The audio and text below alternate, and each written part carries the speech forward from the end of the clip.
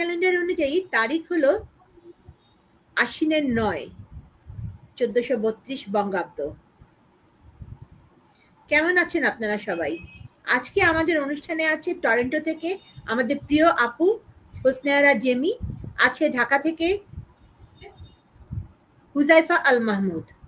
আমাদের সঙ্গে আরো কিছু বন্ধু যুক্ত হবে অনুষ্ঠানের শেষের দিকে। আমরা অনুষ্ঠানের শুরুতেই জেমি আপুর কাছ থেকে শুনে নিচ্ছি উনি আজ কেমন আছেন।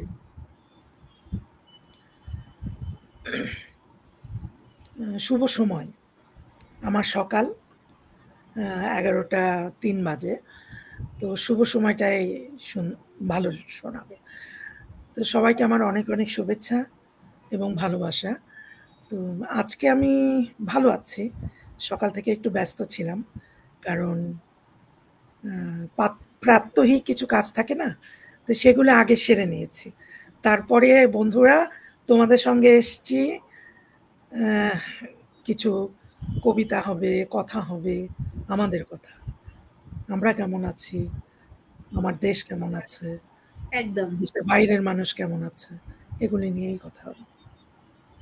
দেশ এবং দেশের বাইরে থেকে যেখান থেকে আপনারা দেখছেন আপনাদের সবাইকে জানিয়ে দিচ্ছি আজকে আমাদের ইরাজিনিত শো এর সিজন 2 এর 5ম এপিসোড শুরু হতে যাচ্ছে জেমি আপার হাত দিয়ে। জেমি আপু, আপনি আপনার প্রথম পরিবেশনা আমাদের সাথে শেয়ার করুন প্লিজ। প্রথমেই আসলে একটু নিজের সম্পর্কে বলে নেই। অনেকেই আমাকে চিনে, অনেকেই জানে, তারপরও বলি যে আমার নতুন দর্শকদের জন্য, যারা নতুন দেখবেন, যারা আমাকে চিনেন না এখনো, তো আমি কানাডায় থাকি। আমার জন্মস্থান বগুড়ায়। বগুড়াতেই আমি লেখাপড়া করেছি। আমি আমার লেখাপড়া ডিপ্লোমা ইন সিভিল ইঞ্জিনিয়ারিংয়ে ডিপ্লোমা করে আমি করেছি, তারপরে মাস্টার্স ইন সোশ্যাল সায়েন্স। আমি বাংলাদেশে কেয়ার ইন্টারন্যাশনাল বাংলাদেশে 17 বছর চাকরি করেছি, তারপরে কানাডায় এসেছি।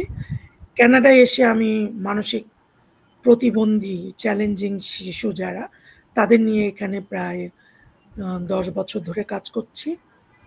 তো আমার এই ফিল্ডটা খুব ভালো লাগে, কারণ আমি মানুষের সঙ্গে কথা বলতে ভালোবাসি, মানুষের সাথে মিশতে ভালোবাসি, মানুষের জীবন সম্পর্কে জানতে ভালোবাসি। এই হলো আমার পথ চলা। আর বেসিক্যালি আসলে কবিতা পড়তে পড়তেই আমার কবিতা লেখা। তো কবিতা লিখে এখন আমি যে কবি এটা বলার চেয়ে আবৃত্তিকার বলতে আমি বেশি পছন্দ করি। তারপরেও এখন আর আবৃত্তি করি না, কারণ হলো আমার গলাটা আগের মতো আর নেই। কারণ একটু এটা হয় বয়স হতে থাকলে, বয়সের যে পরিবর্তন, সেই পরিবর্তনের ধাপে এই জিনিসটা হয় আর কি। তো আমরা শিল্পী যারা, তাদের জন্য এটা খুবই কষ্টের, আমার জন্য কষ্টের। তো আমার যে প্রথম কবিতাটা জীবনের গল্প, ঠিক আছে, তো আমি এটা দিয়েই শুরু করছি। মাঝে মধ্যে কথা হবে, প্রত্যেকটা কবিতা পড়ার আগে পরে আমরা আমাদের সম্পর্কে বলবো, আমাদের অবস্থান সম্পর্কে বলবো। জীবনের গল্প। কতদিন, কতক্ষণ জানি না, কতদিন বলিনি কেমন আছো, শৈশব পেরিয়ে যৌবন, যৌবন পেরিয়ে বার্ধক্য, তবুও শৈশবের মতো বলিনি গল্প কথা, স্বপ্ন কথা, প্রাণের উচ্ছ্বাস, বলিনি ভালোবাসি কত। স্মৃতির কাছে ফিরে গেছি আগের মতো, ভালোবাসাগুলো হাসে না, মুগ্ধতা ছুঁয়ে বলে না কেমন আছো, কেমন ছিলে এতদিন।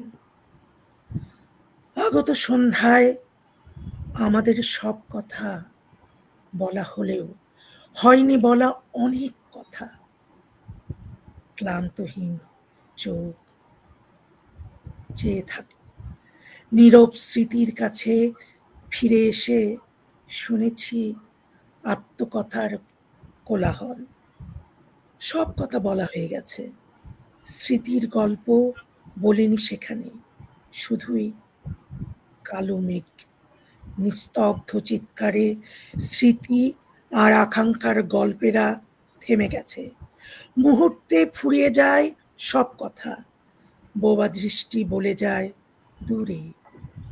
গৃহ ছেড়ে ভালোবাসারা পালিয়েছে কবে, বুঝে ওঠার আগেই জীবন ছুটে চলে আকাশযানের দ্রুততায় শব্দহীন। আমাদের কত কথা, কত স্মৃতি নিঃস্ব ফসলের মাঠে মতো একা পড়ে আছে। শীতের বিষণ্ণ রোদ, মাঝে মাঝে নিরুত্তাপ, আকাশের গা বেয়ে ঝরে পড়ে সন্ধ্যার তারা নিঃশব্দে। আর আমাদের জীবনের নিঃশব্দ কত কথা, আগের মতো কোনোদিন আর কোনো কথা হবে না মুখোমুখি বসে, মুখরিত হবে না বালুকা বেলা সাগর নিনাদে। সন্ধ্যার আধারে পেরিয়ে এসো, নিঃশব্দ দেওয়াল ভেঙে এসো, স্বপ্নের কথা বলি, ভালোবাসার কথা বলি, সামনে এগোনোর কথা বলি। ধন্যবাদ, চমৎকার আবৃত্তি। চমৎকার হয়েছে। এটা কার লেখা? লেখাটা কিন্তু দারুণ। লেখাটা আমার লেখা। ওয়াও, খুব সুন্দর হয়েছে। লেখাটা আমাকে পাঠাবেন। আমি আপনার আইডিতে ঘুরেছি, আমি একটা লেখা পছন্দ করেছি, সেটা অবশ্য পড়বো, কিন্তু এটা ভীষণ ভালো লেগেছে আমার। বিশেষ করে প্রথম লাইনগুলো আমার কাছে বেশ ভালো লেগেছে। আচ্ছা, আমরা অনেকেই কমেন্টস করেছে, আমাদের সাথে যুক্ত হয়েছে। শুভেচ্ছা বার্তাগুলো তুমি নিয়ে সোনিয়া নাও। ঠাকুর আমাদের সাথে যুক্ত হয়েছে। আসসালামু আলাইকুম আপু লিখেছেন। এমডি আক্তার হোসেন যুক্ত হয়েছে। আসসালামু আলাইকুম, কেমন আছেন আপনারা সবাই? আমরা খুব ভালো আছি। কেমন আছেন? কোথা থেকে শুনছেন? চুমকি মজুমদার লিখে পাঠিয়েছে, সকলের জন্য রইল অনেক অনেক শুভেচ্ছা। অসংখ্য ধন্যবাদ আপনাকে। উনি ওপার সালমা বাংলার, চৌধুরী লিখে পাঠিয়েছেন। আমি একটু আচ্ছা, বলে নেই, চুমকি ওপার বাংলা। হ্যাঁ, চুমকি আমাদের ওপার বাংলার। উনি আমাদের সাথে 2 তারিখে সম্ভবত আমাদের অনুষ্ঠানে আসছেন। সবাই আমাদের ও সাথেই থাকবেন। আচ্ছা, সালমা ঠিক চৌধুরী আছে। চামেলি আসবে 16 তারিখে আমাদের অনুষ্ঠানে। আমার আরেক ছোট হ্যাঁ, বোন। অনেকেই যুক্ত হয়েছে। হ্যাঁ, আক্তার হোসাইন আমার আমার পরিচিত। উনি আচ্ছা, খুব ব্যস্ত মানুষ, তারপরও যুক্ত হয়েছেন। উনি একজন অনেক প্রফেশনাল ধন্যবাদ শেলস। ভাইয়া সাথে থাকার জন্য। আমাদের সাথে যুক্ত আছেন। ভালো কবিতা লাগলো পাঠ কবিতা ভালো পাঠ। লাগবে। এই যে কবিতার প্রশংসা চলে আসতেছে। চমৎকার, ধন্যবাদ। খুব সুন্দর হয়েছে। আপনাদেরও অসংখ্য ধন্যবাদ। বলেছি না, যেটা ভালো আসলে সবাই ভালো বলবে সেটা কিন্তু, তাই না? আর যেটা ভালো লাগবে সেটা অনেকের কাছেই ভালো লাগবে। একদম সহমত। এবার হুজাইফা তোমার পালা, তোমার প্রথম পরিবেশনা আমাদের সাথে শেয়ার করলে খুশি হব। আচ্ছা, আজকে আমি হচ্ছে যে আমার হাতে অনেকগুলো বই আছে। আমি এক বইমেলাতে গিয়েছিলাম। সালমান হাবিব ভাইয়ের সাথে দেখা হয়েছে। ওনার আচ্ছা, আচ্ছা। কয়েকটা বই আমার কাছে ভালো লেগেছে। পরে আমি বইগুলো সংগ্রহ করি। তো সেগুলো নিয়ে আজকে বসেছি। মোট কথা বলতে গেলে যে আজকে ওনার লেখাটাই বেশি পড়া হবে। তো একটা বইয়ের নাম হচ্ছে কবি তার কবিতার। তার একটা বইয়ের নাম কবি তার কবিতার। আ তো সুন্দর নাম। প্রথম কবিতাটার নাম হচ্ছে নিঃসঙ্গতার সেতার। কবিদের দুঃখকে মানুষ দুঃখ মনে করে না, মনে করে কবিতার কথা। ব্যক্তিগত ব্যথা বেদনাকে ভাবে নিরেট কবিতা। অথচ কবিরাও রক্তে মাংসে গড়া অনুভূতিশীল মানুষ। দুঃখ পেলে তারাও দুঃখিত হয়, ভালো লাগলে তারাও হাসে, ভালোবাসে। খুব বেশি একা লাগলে, বুকের ভেতরটা ফাঁকা লাগলে, যদি কারো পাশে গিয়ে বসতে চায়, তখন তার আসন ছেড়ে উঠে চলে যায়। সঙ্গ, কবি তার জন্য কেউ নেই। ধান কাটা ক্ষেতের উপর দিয়ে বয়েও শুধুই নিঃসঙ্গ সময় তার, যেন সব সুর অন্যের জন্য, তার কেবলই নিঃসঙ্গতার সেতার। ধন্যবাদ। ধন্যবাদ হুজাইফা, ছোট্ট চমৎকার কবিতা। আবৃত্তি। একদম একদম। আমি এবার পালা পরিক্রমায় আমার পালা। আমি পাঠ করব হোসনে জেমি আপুর লেখা কবিতা জীবনের বাঁক। জ্যোৎস্না কুমারীকে আজ দেখেছি অন্টারিও লেকের নীল জলে। আগত সন্ধ্যায় জ্যোৎস্নার ঝিকিমিকি মুহূর্তের আর্দ্রতার আঁচড় কাটিয়ে মুছে দিয়েছে সকল গ্লানি জীবনের ক্লেদ। আর কোনো অসুস্থ সন্ধ্যা ছুটতে দেব না। ভুলে যেতে হয় কত কিছু, ভুলে যাবার জন্যই জন্ম হয় মানুষের। হারিয়ে যায় জীবনের বাঁক, সেখানে খুঁজে পায় নতুনের ঝাঁক। থমকে থাকে সময় প্রকৃতির চেনা ক্যানভাস। রাত গভীর হয়, জ্যোৎস্না বিলায় মদিরতা। দেহ মনে চিৎকার ওঠে অজানা কথার। নিজের সাথে নিজের কত কথা হয়। কালো চশমার ফ্রেমে নাকি কালো কলমের কালিতে অক্ষরগুলো আছড়ে পড়ে সাদা কাগজের পাতায়। চেনা কক্ষপথে ঘুরতে থাকে কথামালা, এখানে ওখানে সেখানে। ধন্যবাদ। খুব ভালো করেছো। এটা নতুন খুব সুন্দর কবিতা, হয়েছে। তারপরেও এটা 2024-এ লেখা। অবশ্য 24-এ লেখা কবিতাটা। আমরা কিছু শুভেচ্ছা বার্তা হ্যাঁ, নিয়ে নেই। অবশ্যই।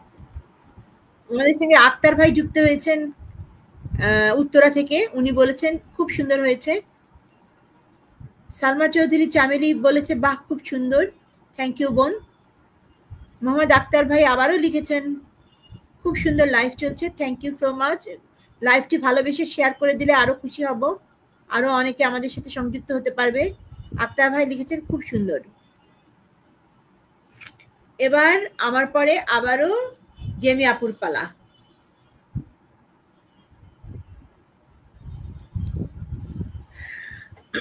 আসলে মাঝে মধ্যে মনে হয় আমার লেখাগুলো হয় কিনা,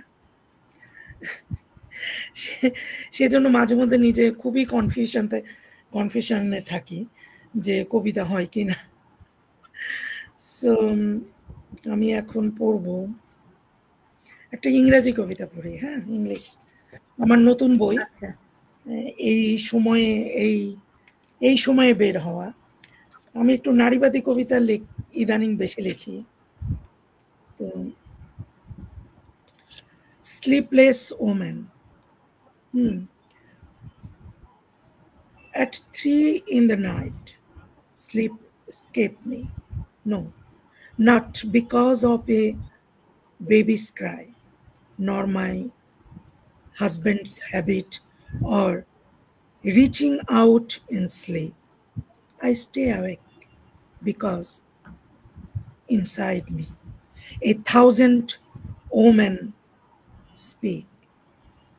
They remain restless, some like fire, some like shadow, some like letters burned to ash. They have told me, write, do not weep. They have said, your voice matter more than your sleep. So I write. In these silent hours of the night, like a candle, burning myself down, lighting the way for 10 more moments.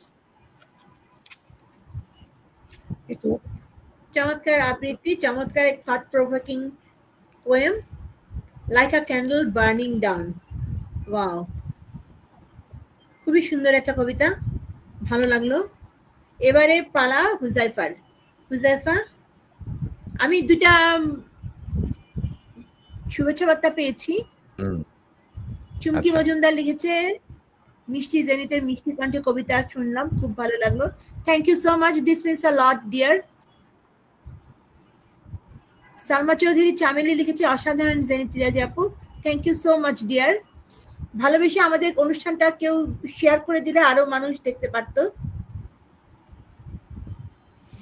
হ্যাঁ, আক্তার হোসাইন আক্তার ভাই লিখছেন দরকার গ্রুপে share দিয়ে দিচ্ছি। Thank you so much. আচ্ছা আচ্ছা, এবার তোমার পালা। সবাই আমরা মিউট হয়ে যাই, বাকিরা। ওকে, লিখে পাঠিয়েছে। আসসালামু আলাইকুম, কোথা থেকে শুনছেন লিখে পাঠিয়ে দিবেন। আর যতক্ষণ লাইভে অবশ্যই যুক্ত থাকবেন, কমেন্ট করে অনুভূতি করবেন, এই প্রত্যাশায় আপনাকে করছি। আমি এখন ছোট্ট একটা কবিতা পড়ছি। কেউ না থাকুক আমি আছি, খুব সকালে ভোরের বাতাস ঠান্ডা হলে চাদর নিও, হঠাৎ করে দূরের আকাশ নীল দেখালে ঝাপসা চোখে আদর নিও, রাত দুপুরে কান্না পেলে খবর দিও, কেউ না থাকুক আমি আছি, এই কথাটা মনে করে দুঃখগুলো কবর দিও, সন্ধ্যা হলে বেলকনিতে শুকতারাটার খবর নিও, জল জমা ওই স্মৃতির নদে ঢিল পড়লে সময় নিও, শান্ত হবে খানিক পরে সামলে নিও, কোলাহলে ভিড়ের ভেতর মানুষ থেকেও একলা হলে জেনে নিও, দিনের শেষে ক্লান্ত বেশে ফিরবে কেবল নিজের কাছেই, কেউ না থাকুক আমি আছি পথের পাশে, হালকা হলেও যেমন থাকে ভোরের শিশির দুর্বাঘাসে। ধন্যবাদ।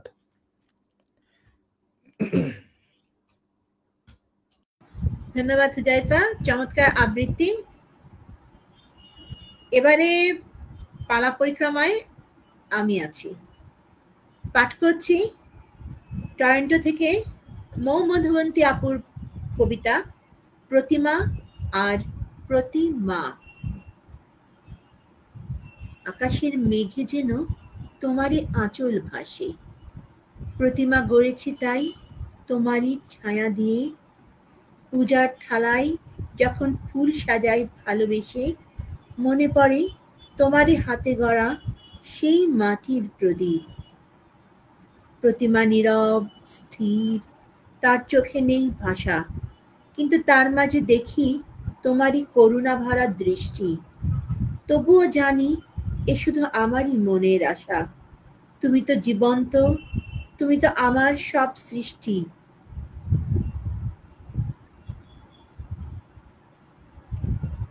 প্রতিমা নয়, আমি তো চেয়েছিলাম শুধু তোমাকে,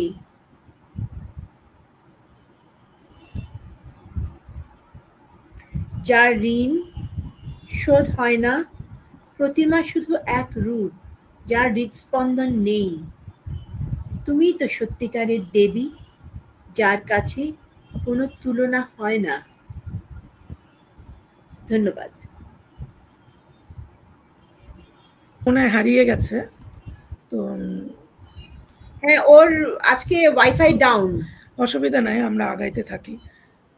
তো আমরা একটু গল্পও করি। তো নিজের সম্পর্কে বলা আর কি। আমি বগুড়া শহরে ছোটবেলা থেকেই মানুষ। বগুড়া সরকারি উচ্চ বালিকা বিদ্যালয়, যেটা ভিএম নামে পরিচিত, ওখান থেকে আমি এসএসসি করি। বগুড়া মহিলা কলেজ থেকে আমি ইন্টারমিডিয়েট করি, বগুড়া পলিটেকনিক থেকে ডিপ্লোমা। তারপরে ঢাকায় এসে চাকরি করতে করতে আমি মাস্টার্স করি ন্যাশনাল ইউনিভার্সিটি থেকে, সোশ্যাল সায়েন্সে, পলিটিক্যাল সায়েন্স যেটা। 17 বছর কেয়ারে চাকরি করার পরে কানাডা আসি।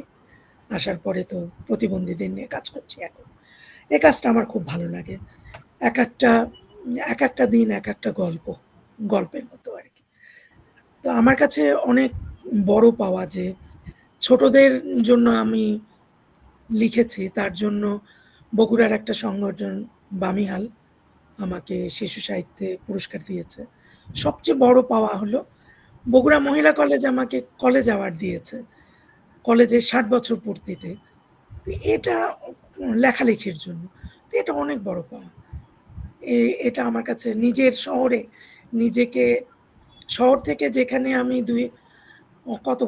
প্রায় 25 আর ওইদিকে 35 বছর বাইরে, 40 বছর তারপরও সেখানে আমাকে মনে করে ওরা কলেজের 60 বছর পূর্তিতে আমাকে অ্যাওয়ার্ড দিয়েছে। তো এটা অনেক চমৎকার একটি প্রাপ্তি, অনেক বড় প্রাপ্তি, আর কিছু লাগে অনেক না, বড়। অনেক বড় প্রাপ্তি। আর এখানে তো লেখালেখি করছি, হ্যাঁ লেখালেখি করছি।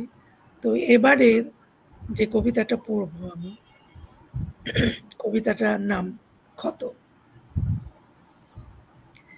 এক একটি দিন এক একটি ক্ষত, আষ্টে পৃষ্ঠে জড়িয়ে থাকা ভ্রান্তি, অসংলগ্নতা আর উপেক্ষার মাত্রা বাড়ায়। পরিসমাপ্তি টানা জীবনের পথে অদৃশ্য কিছু মুখচ্ছবি ঘুরতে থাকে এদিক সেদিক। যেমন করে হারিয়ে যায় শীত পাখি, ইচ্ছে শক্তিকে ডানায় ভর করে উড়ে যায় দূর থেকে দূরে। অনন্ত উপেক্ষায় ফিরে আসে কিছু অদৃশ্য মুখচ্ছবি।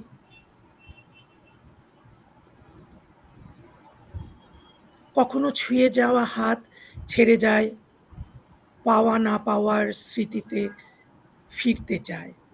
এক একটা দিন এক একটা ক্ষত, কিছু প্রশ্ন ঘুরতে থাকে চারদিক, আঁকতে থাকে হারিয়ে যাওয়া সেই সব বিষণ্ণ স্মৃতি। গোলপাত, তালগাছ, ঝুমকোলতা, দেবদারু, জামত গাছতলা, এক একটা দিন এক একটা ক্ষত। হাত ধরে ছেড়ে দিয়েছে একাকিত্ব, নতুন করে বাঁচাতে শিখেছে অতীত, অতীত হবার আগেই উঠে দাঁড়িয়েছে। অভিশাপ মুক্ত হয়েছে প্রাণ, চেতনাকে জাগিয়েছে মহাকালের বিপরীত স্রোত। নতুন আগমনকে স্বাগত জানিয়ে বেঁধে দেয়নি পুরাতনের শক্ত শৃঙ্খল। এক একটা দিন এক একটা ক্ষত। চমৎকার।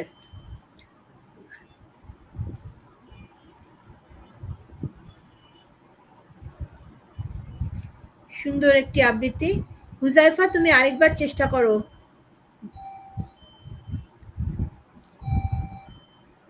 আমরা কিছু শুভেচ্ছা বার্তা পেয়ে গেছি, নিয়ে নিই।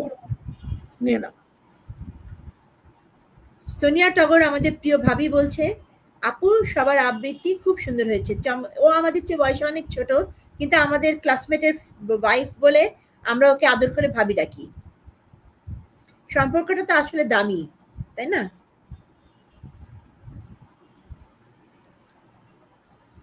হ্যালো, যাক, সাউন্ড আমার নেটওয়ার্ক সমস্যা ছিল, ওয়াইফাই চলে এসছে, এখন আর সমস্যা হবে না আশা করছি। সেটা আমি দেখেই বুঝছি, যেই ক্লিয়ার এসছে।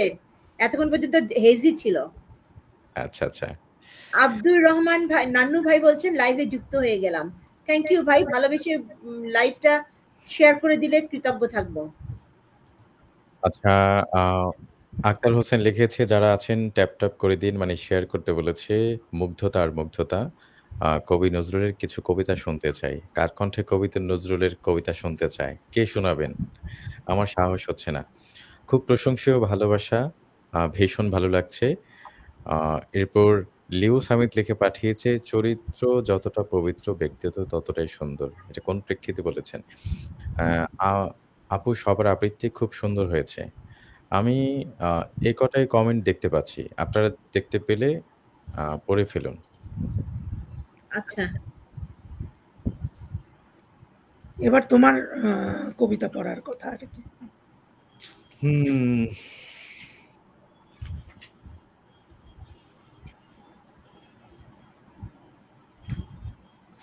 আচ্ছা, এখন যেটা পড়ছি কবিতার শিরোনাম হচ্ছে অধিকার। কার লেখা এটা একটু বলে দিবা। আচ্ছা, এটা আমি যতগুলোই পড়ছি কবি সালমান হাবিবের কবিতা পড়ছি। সেটা বলবা, কারণ তুমি তো তাকে আমরা বুঝবো না, না তো আমরা নাইলে বুঝবো না। আমরা কেন, দর্শকরাও বুঝবে না। তো তুমি অবশ্য প্রথমে বলেছিলে যে আজকে ওনার কবিতাই পড়বে। আচ্ছা, ইফাত রেজা মায়া লিখে পাঠিয়েছে, শুভেচ্ছা। অসংখ্য ধন্যবাদ আপনাকে লাইভে যুক্ত হওয়ার জন্য। আজকে অনেককেই দেখতে পাচ্ছি, আমার ফ্রেন্ডরা যুক্ত হয়ে গেছে।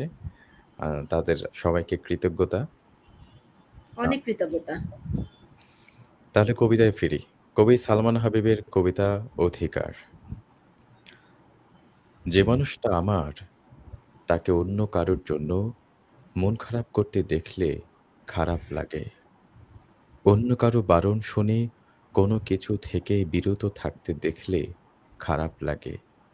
হ্যাঁ, মাঝে, মাঝে হয়তো আমি তার মন খারাপের কারণ হই। মাঝে, মাঝে হয়তো আমি তার হাজার কাজের বারণ হই। তবু তার মন খারাপ হলে আমি ছাড়া অন্য কেউ তার মন ভালোর কারণ হলে আমার খারাপ লাগে। যদিও তার মন খারাপ থাকলে শরৎ আকাশে নামে বর্ষার ঘন ঘটা। তার হাসিতে ম্লান বিষাদ দেখলে চাঁদের জোছনায় নেমে আসে ভাটা। তবুও দিন শেষে মনে হয় আমিও যেন হই তার মন খারাপের কারণ। আমি ছাড়া অন্য কিছুতে মন ভালো হওয়া বারণ। ধন্যবাদ। চমৎকার আবৃত্তি, সুন্দর একটা কবিতা।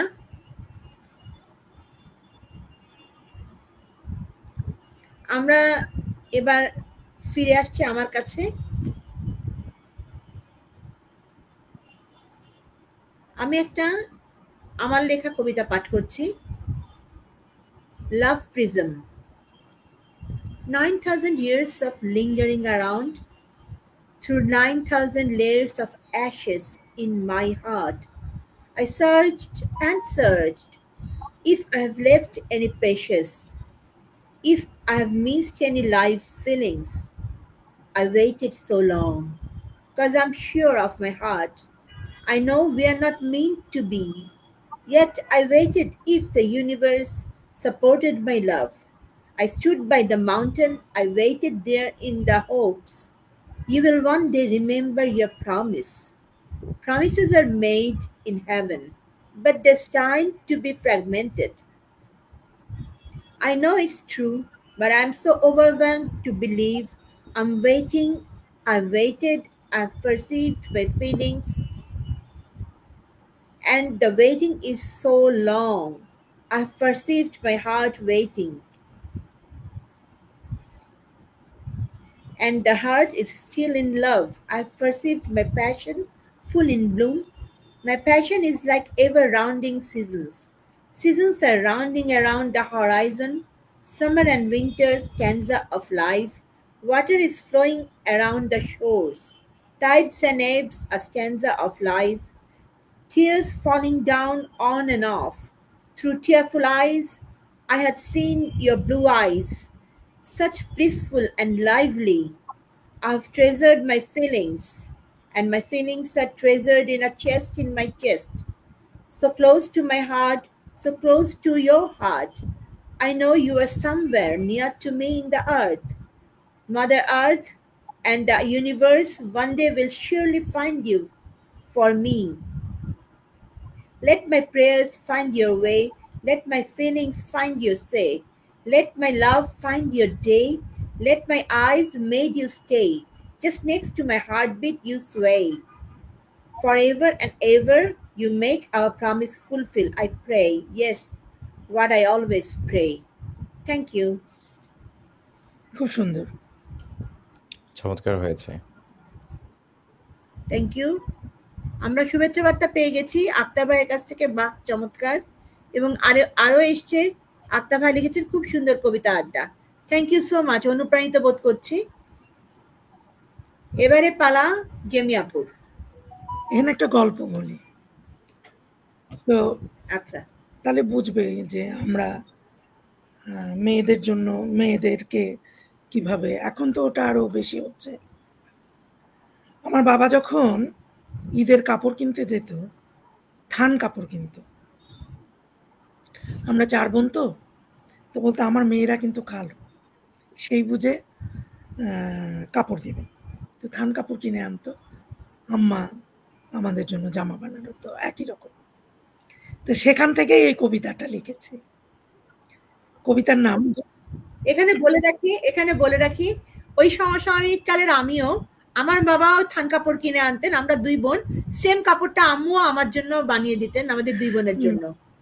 ঈদ মানে আম্মুর হাতের থান কাপড়ের সুন্দর সুন্দর জামা। এখনকার মতো না অনলাইনে কিনলাম, কাপড় কিনে বানালাম। একদম আড়ং, তখন তার আড়ং ছিল না, আমাদের মারাই আড়ং। তো সেখান থেকেই আমার এই কবিতাটা লেখা, গায়ের রং কালো বলে। তারা আমাকে বলেছিল ত্বক উজ্জ্বল করো, কালো মানে অভিশাপ। আমি আয়নায় তাকে বলেছিলাম আমার গায়ের রং কোনো ভুল নয়, এটি আমার কবিতার প্রথম ছায়া। আমি যে ত্বক পড়ি না, আমি সেই ত্বক যা প্রতিদিন জ্বলে ওঠে পিতৃতন্ত্রের চোখে, যা প্রতিদিন রোদে পড়ে প্রেমিকের প্রত্যাখ্যানে। তোমরা প্রসাধনের তালিকা দিয়েছিলে, আমি ছিঁড়ে ফেলেছি সব। এখন আমার মুখে আছে কেবল সত্যের ছায়া। আমার ত্বকে যে ঘাম তা পরিশ্রমের না, শব্দের আধার প্রেরণার। আর আমি যখন হাসি তুমি বুঝতে পারো না, এই ত্বকের ভাঁজে লুকিয়ে আছে শত কণ্ঠস্বরের অস্ফুট দাবি। চমৎকার, কিন্তু চমৎকার। চমৎকার। অস্ফুট দাবিটা অস্ফুট আর নাই, এখন আর অস্ফুট নাই। এখন সবাই নিজের মতো করে বলতে পারে যে হ্যাঁ আমি এমন, আমারটা এমনই, আমাকে মেনে নিলে নিবা, না নিলে আমার কিছু যায় আসে না। তারপরও আমরা যারা কবিতা লিখি তারা কিন্তু কল্পনা জগৎ থেকে কবিতা লিখি, আর উনি যেটা লিখেছেন এটা তো তার বাস্তব কাহিনী, এটা তো আরো প্রাণবন্ত হবে, এটাই স্বাভাবিক, এবং সেটা আরো মানুষের হৃদয়ে গাঁথবে, এটাই স্বাভাবিক। চমৎকার হয়েছে। আমরা কিছু শুভেচ্ছা বার্তা পেয়ে গেছি, হুজাইফা তুমি নিতে আচ্ছা, পারো। কাজী আক্তার হোসেন লিখেছে আগেরকার ছোটবেলার কাহিনীগুলো এক একটা কবিতা। বাহ, চমৎকার একটা কমেন্ট করেছে। আর শেফ লিখেছে ওয়াও, অসাধারণ লাইভ টাইমিং, ধন্যবাদ আপনাকে। কাজী মুস্তাফা আলী ইমাম আমাদের প্রবাল দা চলে এসেছেন। আক্তার হোসেন লিখেছেন যে আরেকজনের শুভেচ্ছা বার্তা উনি কমেন্ট করেছে। তারপর হচ্ছে নিহার রয় লিখেছে আজকের প্রোগ্রাম সফল হোক, এই শুভকামনা রইল। সকলের জন্য অনেক অনেক শুভকামনা থাকলো। এই কটাই নতুন দেখতে পাচ্ছি, আমি আর দেখতে পাচ্ছি না। আমি কাজী মুস্তাফা আলী ইমাম সম্পর্কে বলি, উনি আমাদের কবিতা পার্টনার, মানে আমি আর উনি দ্বৈত কবিতা আবৃত্তি করেছি এককালে। চমৎকার আবৃত্তি করেন, ওনার ভয়েস খুবই সুন্দর, ওনাকে আমরা অনুষ্ঠানে চাই, কিন্তু উনি কখনো ধরা দেন না অনুষ্ঠানে, এটা খুবই খারাপ কথা। ওনাকে আমরা অনুষ্ঠানে চাই। হ্যাঁ, আসুন অনুষ্ঠানে, আমরাও জানি আপনাকে, আমি তো দূরে থাকি। একদম একদম, হ্যাঁ তাই তো।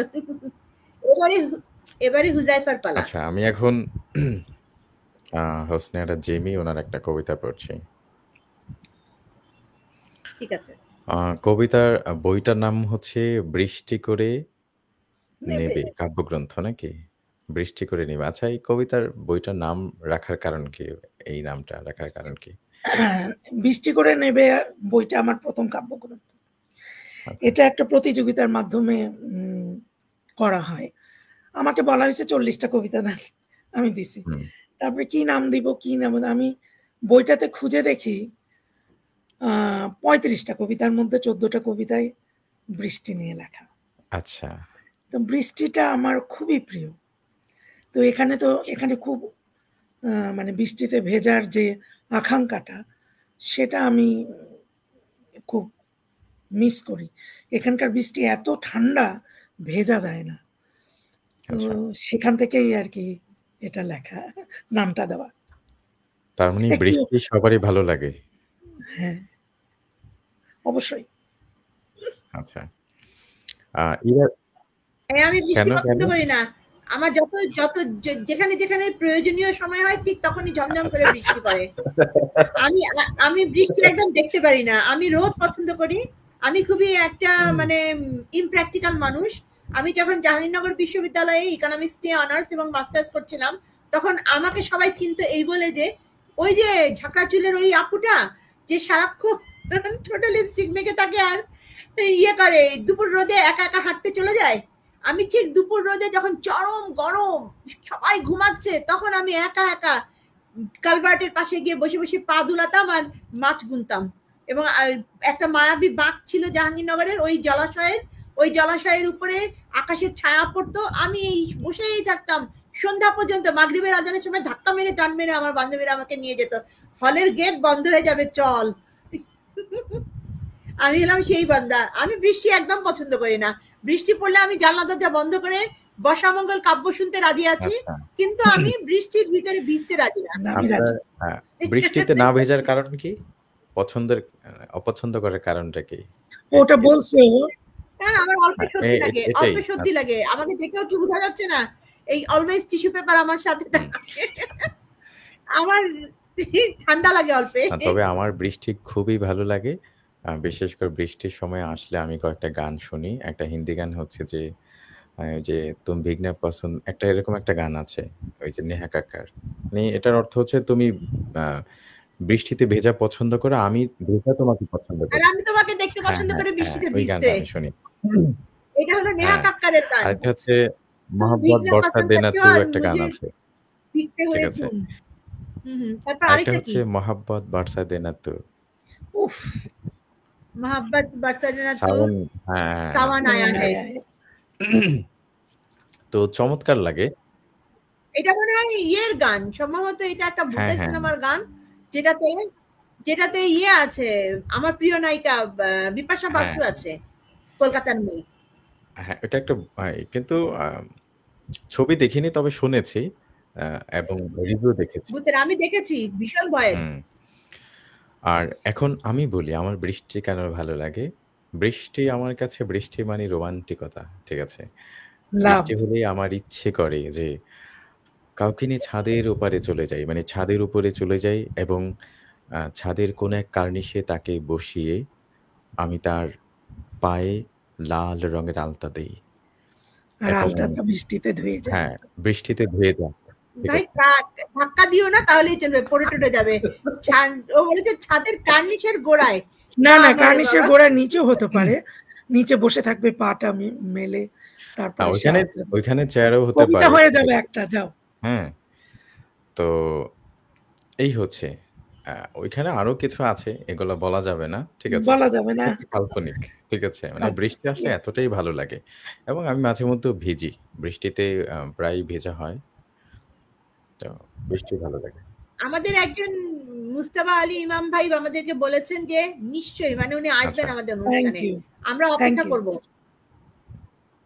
নিহার রায় আমাদের ছোট ভাই চলে এসেছে, হুজাইফা আল মাহমুদ ভাইয়ের উপস্থাপনা তো দারুণ সুন্দর, কণ্ঠও বেশ চমৎকার, শুভকামনা রইল ভাই। ধন্যবাদ তাকে। হ্যাঁ, এরপর হচ্ছে পান্না দীপ্ত লিখে পাঠিয়েছেন, নাইস। পান্না দীপ্ত, এখন আমি পান্না দীপ্ত সম্পর্কে বলি, ও দেখতে শ্রীদেবীর মতো। ওর আইডি ঘুরে আসলে সবাই বলবে ও শ্রীদেবী, কেউ বুঝবেই না যে এটা অন্য কেউ। যাই হোক, আমার ছোট বোন বলে বাড়িয়ে ছড়িয়ে বলছি তা না। আচ্ছা, ঘুরে আসবো তাহলে। আক্তার হোসেনের পরিবার থেকে চলে আসলাম, মোহাম্মদ কাউসার ভাই বলছেন। থ্যাংক ইউ সো মাচ আসার জন্য। ওকে, তাহলে কবিতায় চলে যাই। তো হোসনিয়ারা জেমি ওনার কি বলে আইডিতে ঘুরে বৃষ্টির কারণেই এই কবিতাটাকে সিলেক্ট করা, মানে বৃষ্টির এই শব্দটাকে দেখেই। কবিতার শিরোনাম হচ্ছে নীল, লিখেছেন হোসনিয়ারা জেমি। কোন এক গধূলি বেলায় নীল জলে পা ভেজাতে চেয়ে পারিনি, সূর্য যখন অস্তাচলে নীল দিগন্ত সীমার শেষ প্রান্তে, রূপলি আলোয় নীল জলে পা ভেজাই।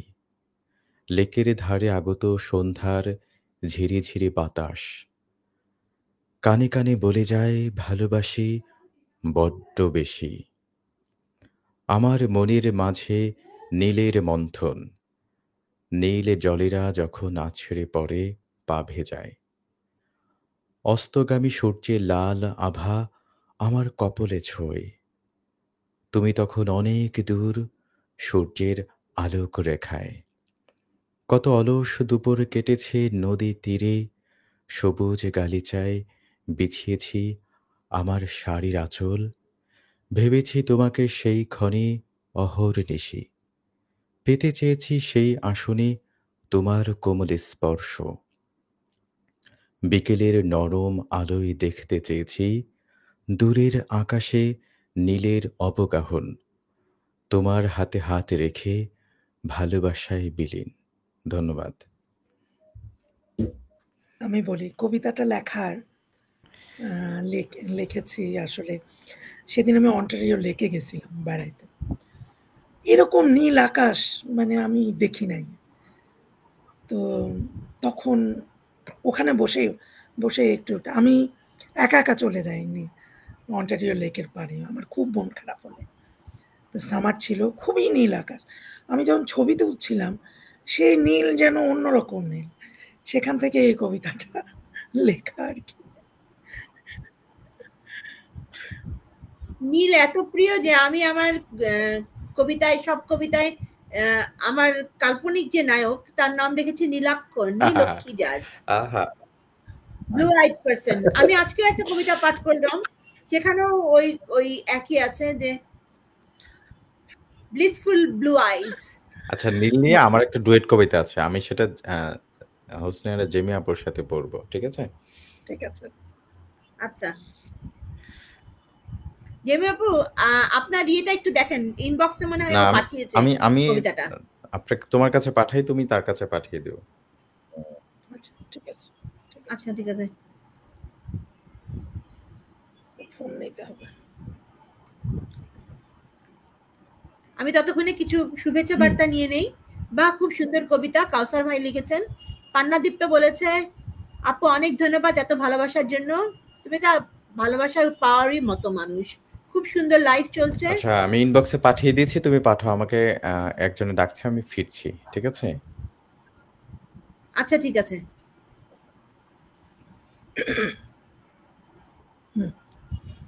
তুমি কবিতা পড়ো, অসুবিধা নেই। অসুবিধা নাই, আমি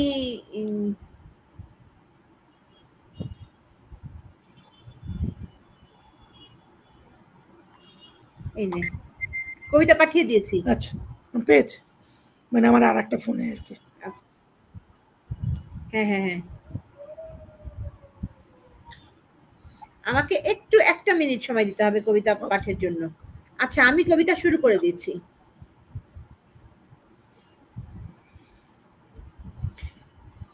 আমার এবারের কবিতাটি আ পোয়েম অন পিস, যেটা আমাদের পৃথিবীর জন্য খুবই দরকার এই মুহূর্তে, সেই শান্তিকে নিয়ে লেখা কবিতা a poem on peace. In silent dawn, where soft winds play, peace wakes the world in gentle way. No clash of steel, no cry of fear, just whispers come for all to hear. She walks through lands both torn and steel, with healing hands and quiet will. No border binds her steady pace. She finds a home in every place. Her song is sung in children's eyes, in starlit hopes and clear blue skies. In every heart where love has grown, peace builds a throne, a sacred home. Not born from war, not curved by might, but shaped in truth and human right. She asks not gold, not seeks to reign, just lives where kindness conquers pain. So plant her seeds in word and deed, in every thought, in every need, and let her bloom a silent dove, the living proof of human love. Thank you. খুবই সুন্দর হয়েছে। আমাদের সাথে যুক্ত হয়েছে তীর্থ। তীর্থ হচ্ছে আমার friend, মানে আমার আইডির ফ্রেন্ড। খুব ভালো কবিতা পড়ে, কণ্ঠ আচ্ছা। বেশ দারুণ। লিখে আচ্ছা, পাঠিয়েছেন ৪২ মিনিট পার হয়ে গেছে, দেরি হয়ে গেল লাইভ দেখতে। তারপরেও আপনাকে অসংখ্য ধন্যবাদ। কোনো সমস্যা নাই। কাউসার লিখে এসেছেন, পাঠিয়েছে, তাতে বাহ! আমরা খুব কৃতজ্ঞতা সুন্দর করছি। কবিতা। পান্নাদীপ্ত লিখে পাঠিয়েছে, আপু অনেক ধন্যবাদ এত ভালোবাসার জন্য। আপনাকেও অসংখ্য ধন্যবাদ আমাদের সাথে থাকবার জন্য। খুব সুন্দর লাইভ চলছে আক্তার হোসেনের পরিবার থেকে। লিওস হামিদ লিখে পাঠিয়েছে, হুজাইফা মাহমুদের ভয়েস একটা কবিতা শুনতে চাই। আম চতুর হওয়ার দীক্ষা যদি নিতাম আমি, চালাক হওয়ার শিক্ষা যদি পেতাম আমি, তাহলে কি মুখ ঘুরিয়ে চলে যেত? এটা কি কবিতা পাঠিয়েছে নাকি? মনে হচ্ছে তো কবিতা। আম এটা কি বড় না, কবিতা ছোটই, তাহলে? ছোটই। আচ্ছা, এখন তো জেমি আপুর পালা। আগে তুমি হুম, কবিতাটা হুম। রেডি করে নাও, ওকে, জেমি আপু ঠিক তার আছে। কবিতা পড়ে তার ফেলুক, হ্যাঁ। কবিতাটা পাঠ করে নিক। কে যেন নজরুলের কবিতা শুনতে চেয়েছিল। হ্যাঁ, আমি আক্তার হোসেন। আচ্ছা, তো আমার খুব প্রিয় একটা কবিতা। আমি কিছু অংশ পড়ে শোনা মানে আবৃত্তি হবে না এখন, তবে আমি চেষ্টা করব।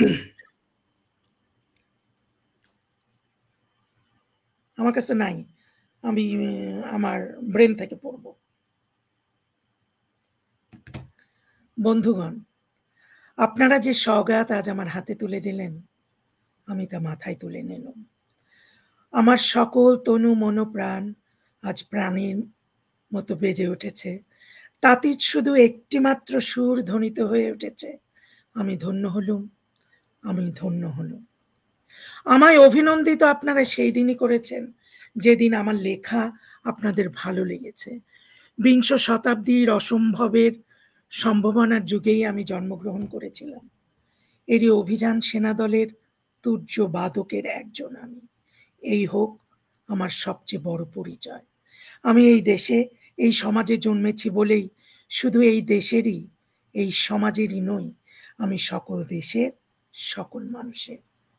কবি চায় না দান, কবি চায় অঞ্জলি, কবি চায় প্রীতি। কবিতা আর দেবতা সুন্দরের প্রকাশ।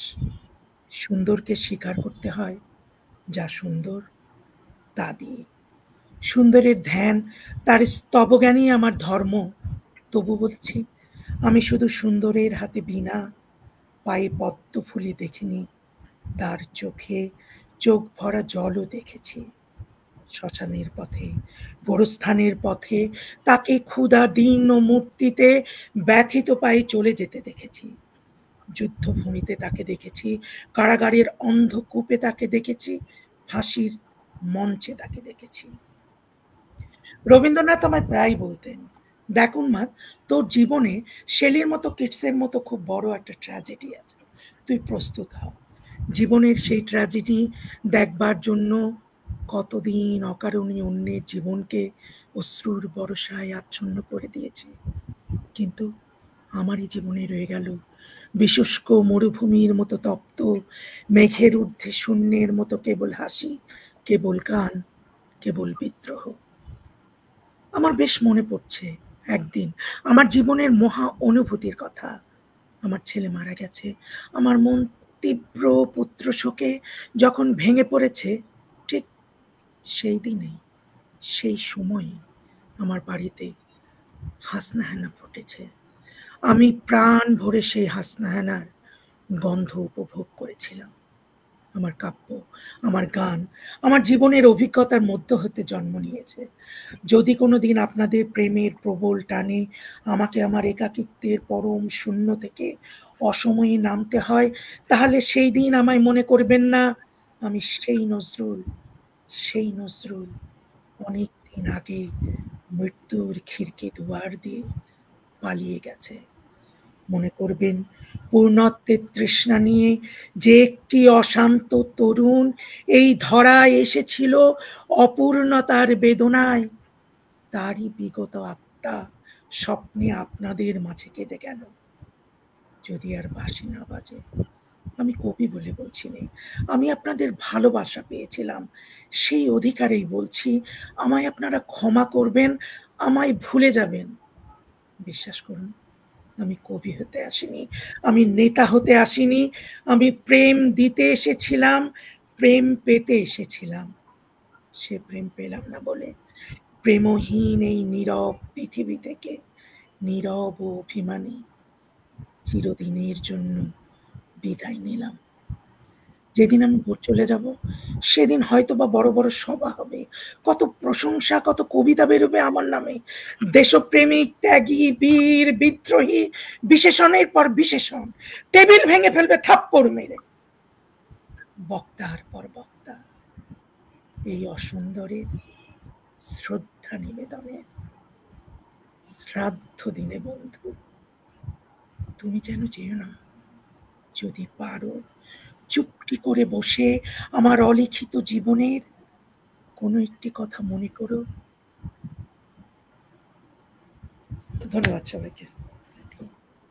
ধন্যবাদ, চমৎকার আবৃত্তি, অত্যন্ত মন ছোঁয়া একটা কবিতা। সত্যি আমার তো কাজী নজরুল ইসলাম মানে মনে পড়ে, বলো বীর, বলো উন্নত মম শির, আমারই নত শির ওই শিখর হিমাদ্রির, বলো বীর, বলো মহাবিশ্বের মহাকাশে ভারী, চন্দ্র সূর্য গ্রহতারা ছাড়ি, ভুলোক দোলক গোলক ভেদিয়া, খোদার আসন আরশ ছেদিয়া, উঠিয়াছি চির বিস্ময় আমি বিশ্ববিধাত্রীর। নজরুল মানে আমার এই কবিতাটা বেশ মনে পড়ে এবং বিদ্রোহী, ইয়েস, সবাই এটা যেই পড়ে নিজের মধ্যে একটা আলাদা কি বলে মানে শক্তি চলে আসে। তো খুব সুন্দর হয়েছে। ওই কবিতাটা প্রায় শোনা হয় নজরুল ইসলামের। অনেকেই কমেন্ট করেছে, শো হচ্ছে না কেন। তীর্থ লিখে পাঠিয়েছেন, আপুর কবিতা আবৃত্তি ভালো লাগলো, ইংরেজি কবিতা তেমন সচরাচর শোনা হয় না, আপুর কণ্ঠে আজ শুনলাম। হোজাইফাল মাহমুদের ভয়েস জাস্ট আগুন, মানে পুরা ফেলাই বা আমার ভয়েস। আচ্ছা, আমাদের অপোস গোস্বামী উনি চলে এসেছেন। আমি দূর থেকে দেখতে পাচ্ছি না, সরি ভাই, দেরি করে ফেললাম, নাটকের শো দেখে ফিরতে দেরি হলো, সুন্দর হচ্ছে, সবার জন্য শুভকামনা। তীর্থ লিখে পাঠিয়েছেন চমৎকার আবৃত্তি, অসংখ্য ধন্যবাদ আপনাকে। লিউস আহমেদ লিখেছে ওয়াও, পরান্ডা শীতল হয়ে গেল। তীর্থ লিখে পাঠিয়েছে হুজাইফা মানে আগুন, একদম বিদ্রোহী গলা। অসংখ্য ধন্যবাদ। লিউস আহমেদ যেটা পাঠিয়েছেন সেটা আমি স্ক্রিনশট দিয়ে রেখে দিয়েছি। উনি ছোট্ট একটা কবিতা পাঠিয়েছেন, যদিও উনি কিন্তু কবিতা লেখে না, ঠিক আছে? আচ্ছা, সেটা পাঠ করা যেতে পারে। লিখে পাঠিয়েছেন, চতুর হওয়ার দীক্ষা যদি নিতাম আমি, চালাক হওয়ার শিক্ষা যদি পেতাম আমি, তাহলে কি বুক ঘুরিয়ে চলে যেত এই পৃথিবী? তাহলে কি বসে থাকি অন্ধকারের মুখোমুখি? চতুর হওয়ার দীক্ষা যদি নিতাম আমি, হতাম যদি একটু চালাক একটু চতুর, ভয় পেত বা ভয় পেত সকাল দুপুর, এখন দেখি শূন্য আমার বুকের পুকুর। বাহ, চমৎকার লিখেছেন লিউস হামিদ। ছন্দে হ্যাঁ, খুব সুন্দর লিখেছেন। আচ্ছা, এখন কি জেমি আপু আপনাকে যে কবিতাটা পাঠিয়েছি ওইটা একটু আপনি পড়ে নেন আপনার পাঠটা, ঠিক আছে? আপনি একটু চোখ বুলিয়ে নেন, আর এই ফাঁকে আমরা আমাদের কাজগুলো সেরে নেই, নাকি?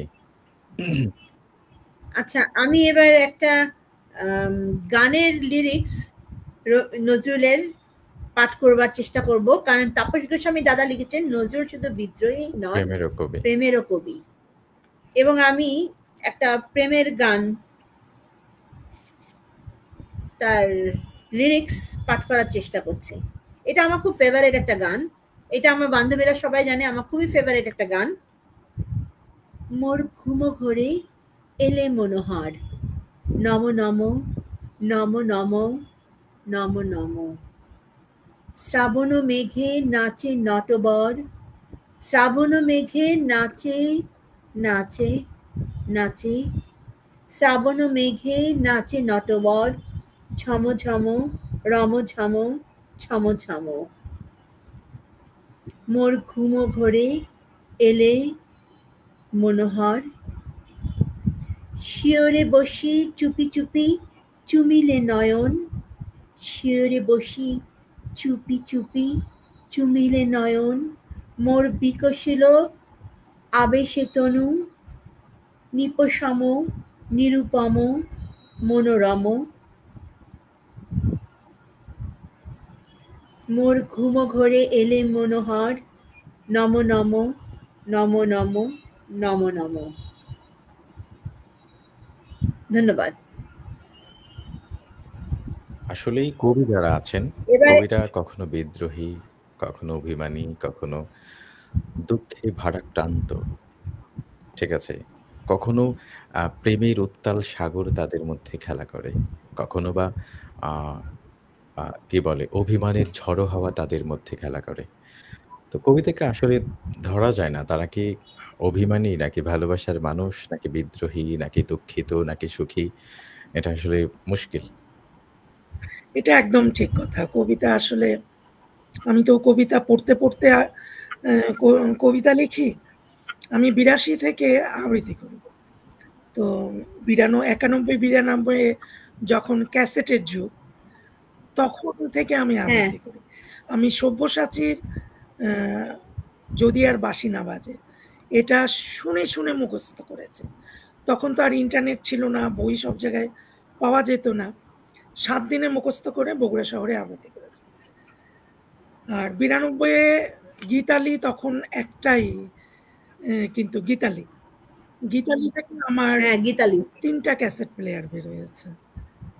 কথোপকথন ৪, ভালোবাসার মিথোলজি আর হলো বিশ্বাসী করতল। ডুয়েট, সবগুলোই ডুয়েট। আর বিশ্বাসী করতল হলো ৪ জনে মিলে বানায়।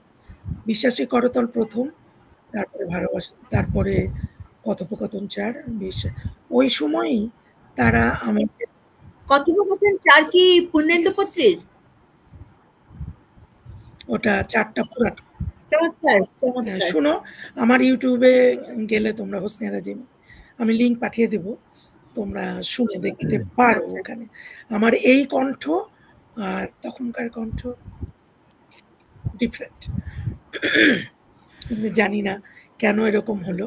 চিকিৎসা চলছে। একটা ছোট্ট পাল্প হয়েছে। সবাই দোয়া করো যাতে এটা অন্যদিকে টার্ন না নেয়। হ্যাঁ?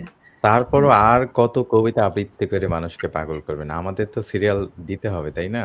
না, সিরিয়াল তো ছেড়েই দিছি। মানে শুধু এককভাবে জেনিথের যদি রাজত্ব করতে থাকেন, তাহলে তো আমরা ছোটরা যারা আছে চান্সই পাবো না।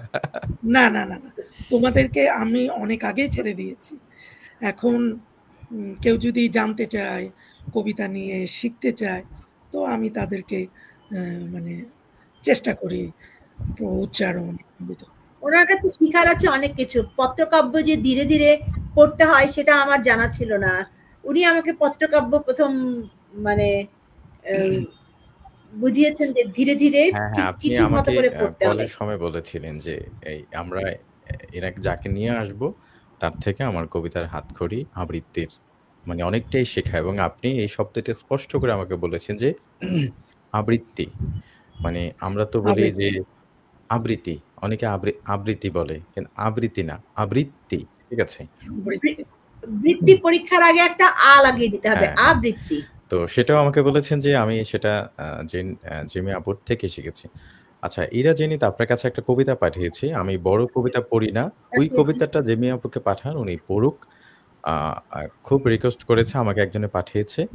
আমাদের কণ্ঠে সে কবিতা শুনতে চায়। তো ওকে। উনাকে পাঠিয়ে দেন, সেটা উনি পড়ুক।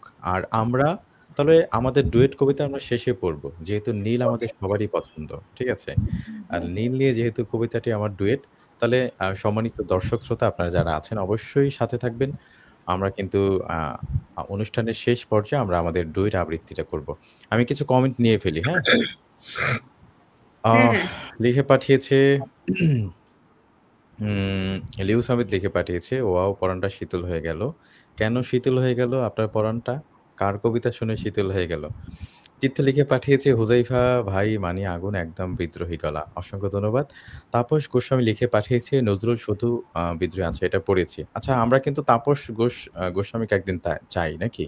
উনি এসেছিলেন? তাপস গোস্বামী দাদা অবশ্যই একদিন আসবে। উনি ঠিক আছে। আমাদেরকে বলেছেন। ওনাকে আমার চাই তীর্থ অনুষ্ঠানে। লিখে পাঠিয়েছেন, "চমৎকার লেখা, সাথে চমৎকার আবৃত্তি।" আমরা তীর্থ আপনাকেও একদিন চাই আমাদের অনুষ্ঠানে।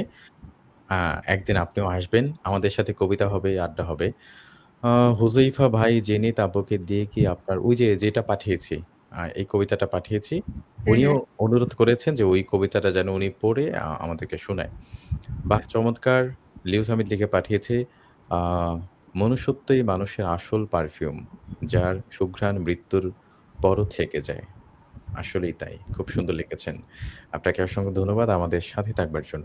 এখন আমি কি ওই কবিতাটা শ্রেয়ার কবিতাটা কি পাঠিয়েছেন জেমি আপু? ডুয়েট কবিতাটা। আচ্ছা। তাহলে ডুয়েটটা আমরা শেষে পড়বো। এখন ওই বড় কবিতাটা পাঠিয়ে দেন। ওইটা কার? সুদীপ্ত কুমার রায়ের লেখা বোধহয়। ওইটা আমাদেরকে রোল একটু নাম্বার 56 সম্ভবত। আচ্ছা, এখন কার পালা? কবিতা পড়ার কার পালা? তোমার ইরাজিনীতের পালা তোমার নাকি? পালা। আমার পালা? আচ্ছা, ঠিক আছে। হুম। আচ্ছা, বনলতা সেন কবিতা পড়ি। অনেক আজকে পড়তে ইচ্ছে হলো। আচ্ছা, ঠিক আছে। যদিও এই কবিতাটি আমার তেমন যায় না।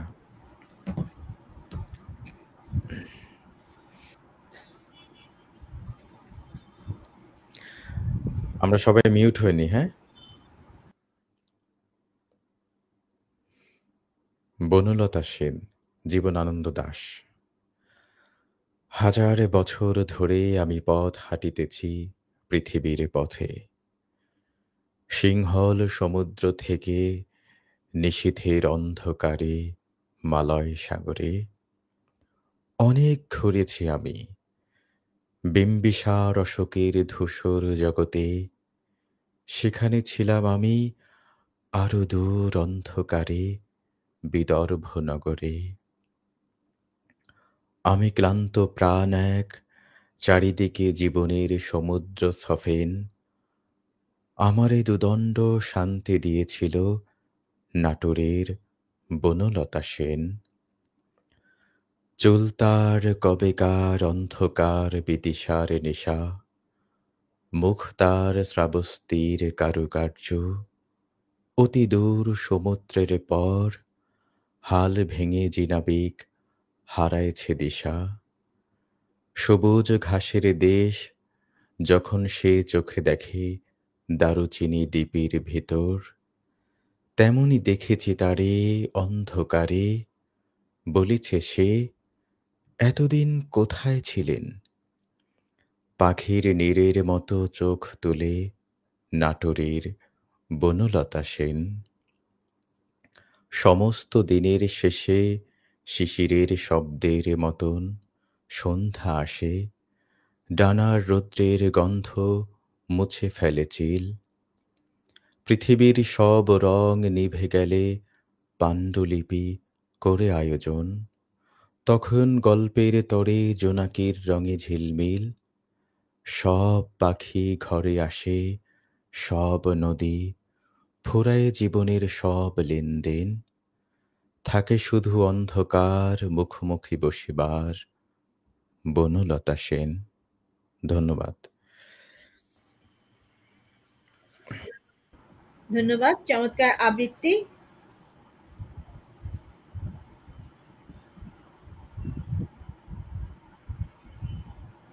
এবারে পালা কার? আমার।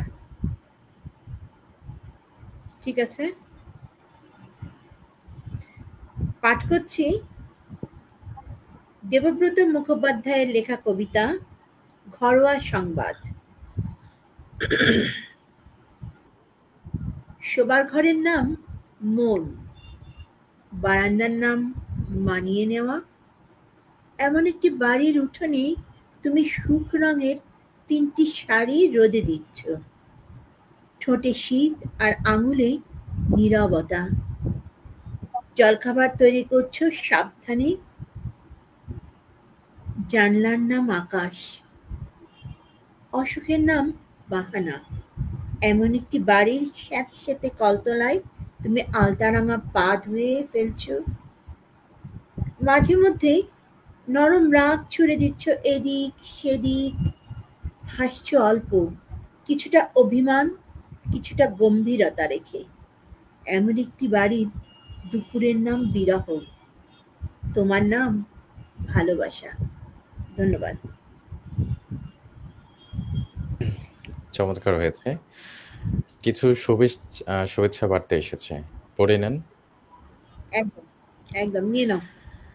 আচ্ছা, তাপস গোস্বামী লিখে পাঠিয়েছেন, প্রিয় কবিতা বনলতা সেন, ভালো পড়েছেন। অসংখ্য ধন্যবাদ আপনাকে। তীর্থ লিখে পাঠিয়েছেন, বনলতা সেন কবিতাটা হুজৈফা ভাইয়ের কণ্ঠে যেন পূর্ণতা পেল। আমি বেশ কয়েকজনের কণ্ঠে শুনেছি, তবে হুজৈফা ভাই আপনারটা সেরা। আহ কি আবেগ, কি মায়াজড়ন আবৃত্তি। অসংখ্য ধন্যবাদ। আল্লাহ তাআলা আমাকে সেই আবেগটা দিক, আর সেই কণ্ঠের আরো কিছু দিক, যেন আসলেই কবিতা পড়ে মানুষকে মুগ্ধ করতে পারি। তাপস গোস্বামী লিখে পাঠিয়েছেন, দারুণ ইরাপু, দারুণ, আপনারটা দারুণ বলেছেন, খুব সুন্দর পড়েছেন। ঠিক আছে, এখন আমরা জেমি আপুর কাছে চলে যাই কবিতা শুনবার জন্য। একদম। আমি আর একটা কবিতা পড়ছি, যেমন আমরা সেলাইয়ের গল্প করলাম না, যে আমাদের জামা সেলাই করতাম, আমার মা ঈদে আমরা সেই সেলাই করা জামা পরতাম আর কি। তো আমার কবিতার নাম বংশ পরম্পরায় সেলাই মেশিন। আচ্ছা। আমাদের ঘরে একটা সেলাই মেশিন ছিল, দাদির সময়কার। সে বলেছিল, এই যন্ত্রটা তোমাদের রুটি রোজগারের প্রতীক, কিন্তু সে বলেনি এই যন্ত্রই মেয়েদের পা আটকে রাখে ভিতরের খোপে। আমার মা ওই যন্ত্রে শুধু কাপড় নয়, নিজের স্বপ্ন সেলাই করতেন রক্তমাখা সুতোয়। আমি একদিন বলেছিলাম, আমি কবিতা লিখবো দাদা। সে বলেছিল, মেয়ে মানুষের আবার কবিতার দরকার কি? আমি হেসে বলেছিলাম, এই সেলাই মেশিনের আওয়াজটা শুনেছেন কখনো ঠিক করে? ওটাও একটা কবিতা, একটা চিৎকার, যা নারীরা মুখে না বলে মেশিনে বলেছে। আজ আমি সেই যন্ত্র ভেঙে ফেলেছি। আমার কবিতার নিচে দাগ কেটে দিচ্ছে না আর কোনো সুতো। আমি শুধু ছড়িয়ে আছে একটা মেয়ে হয়ে ওঠার দীর্ঘ।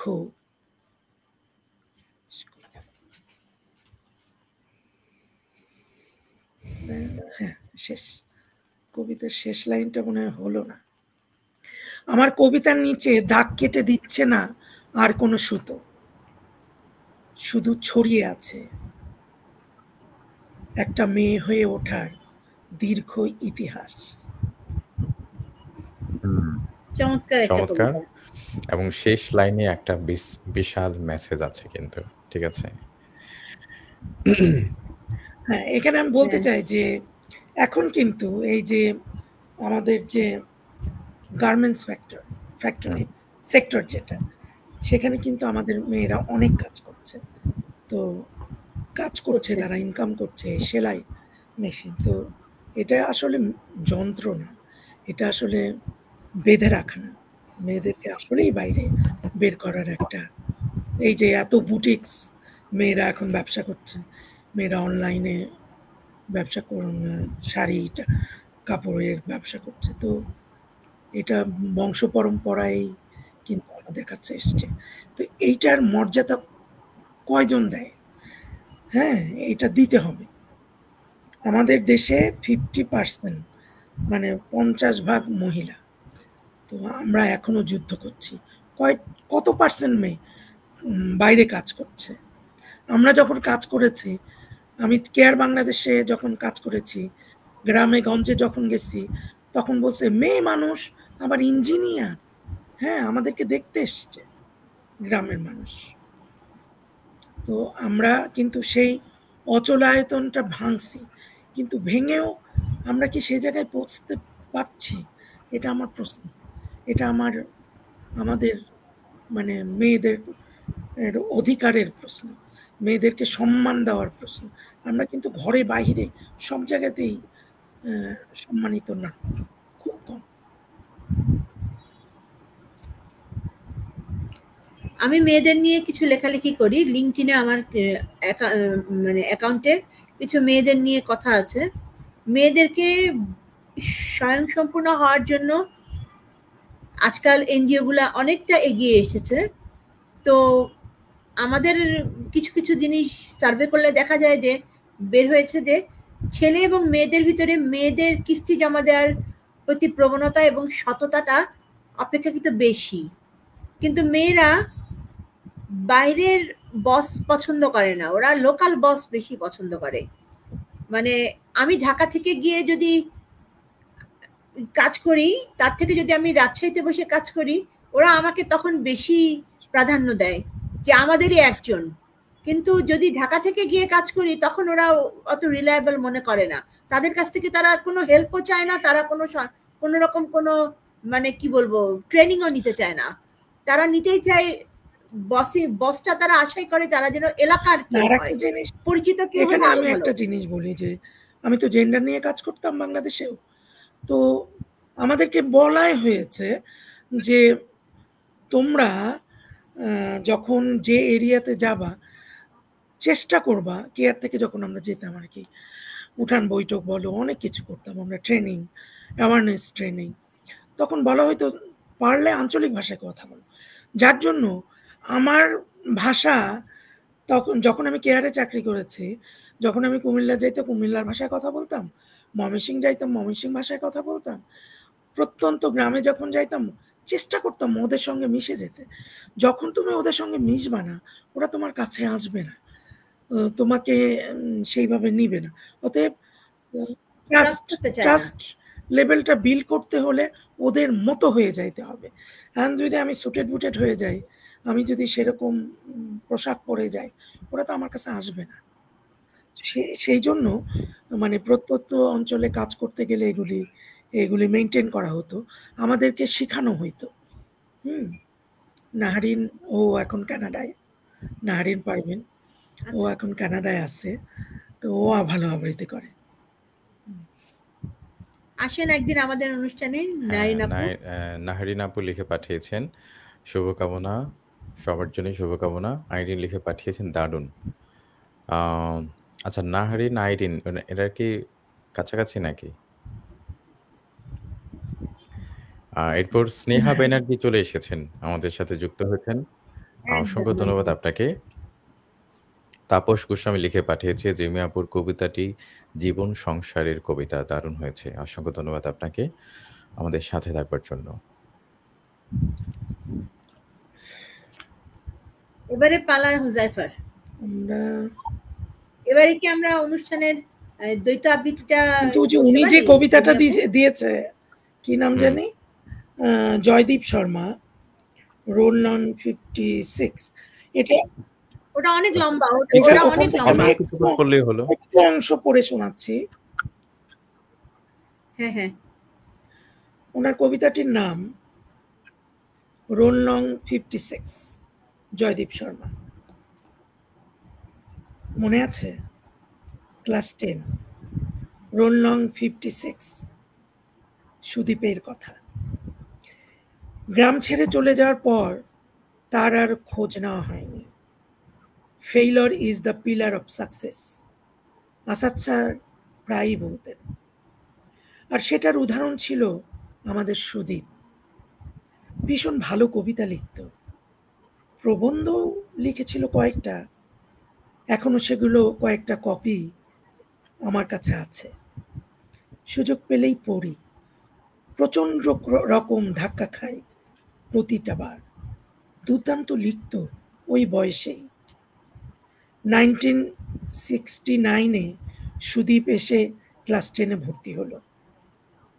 একদম লাস্ট বেঞ্চটা ওর জন্য বরাদ্দ ছিল। সবার আগে আসতো ঠিকই, বসতো গিয়ে একদম লাস্ট বেঞ্চে। হয়তোবা কোনোদিন স্কুলে আসেনি, তখন বেঞ্চটা ফাঁকা থাকতো। উস্কো খুস্কো চুল, ফর্সা, ধুতি পরা, একমাত্র ছেলে সুদীপ। শান্ত স্বভাবের, গোলগাল চেহারা, লেখাপড়ায় অতটা ভালো ছিল না, তবে কাব্য লিখত রোজ রোজ। ছাইপাস কি সব লিখত, কিছুই তখন বুঝতাম না। একবার তো স্যার বলেই দিয়েছিল, ও ওসব কবিতা লিখে ভাত পাওয়া যায় না সুদীপ, এসব ছেড়ে দাও। উত্তরের সুদীপ কি বলেছিল তোর মনে আছে? ভাত না পাওয়ার কোনো আফসোস নেই স্যার, কাব্যশূন্য হওয়াতেই যত ভয়, বুঝতে পেরেছিলে? কিন্তু আমি তখন কিছুই বুঝিনি, সবাই মিলে উপহাস করে হেসেছিলাম তখন। এইটুকুই থাক, আমি পড়বো, কবিতাটা পড়তে হবে। অনেক ধন্যবাদ, চমৎকার একটা কবিতা, another one thought provoking কবিতা, কি বলেন? অবশ্যই।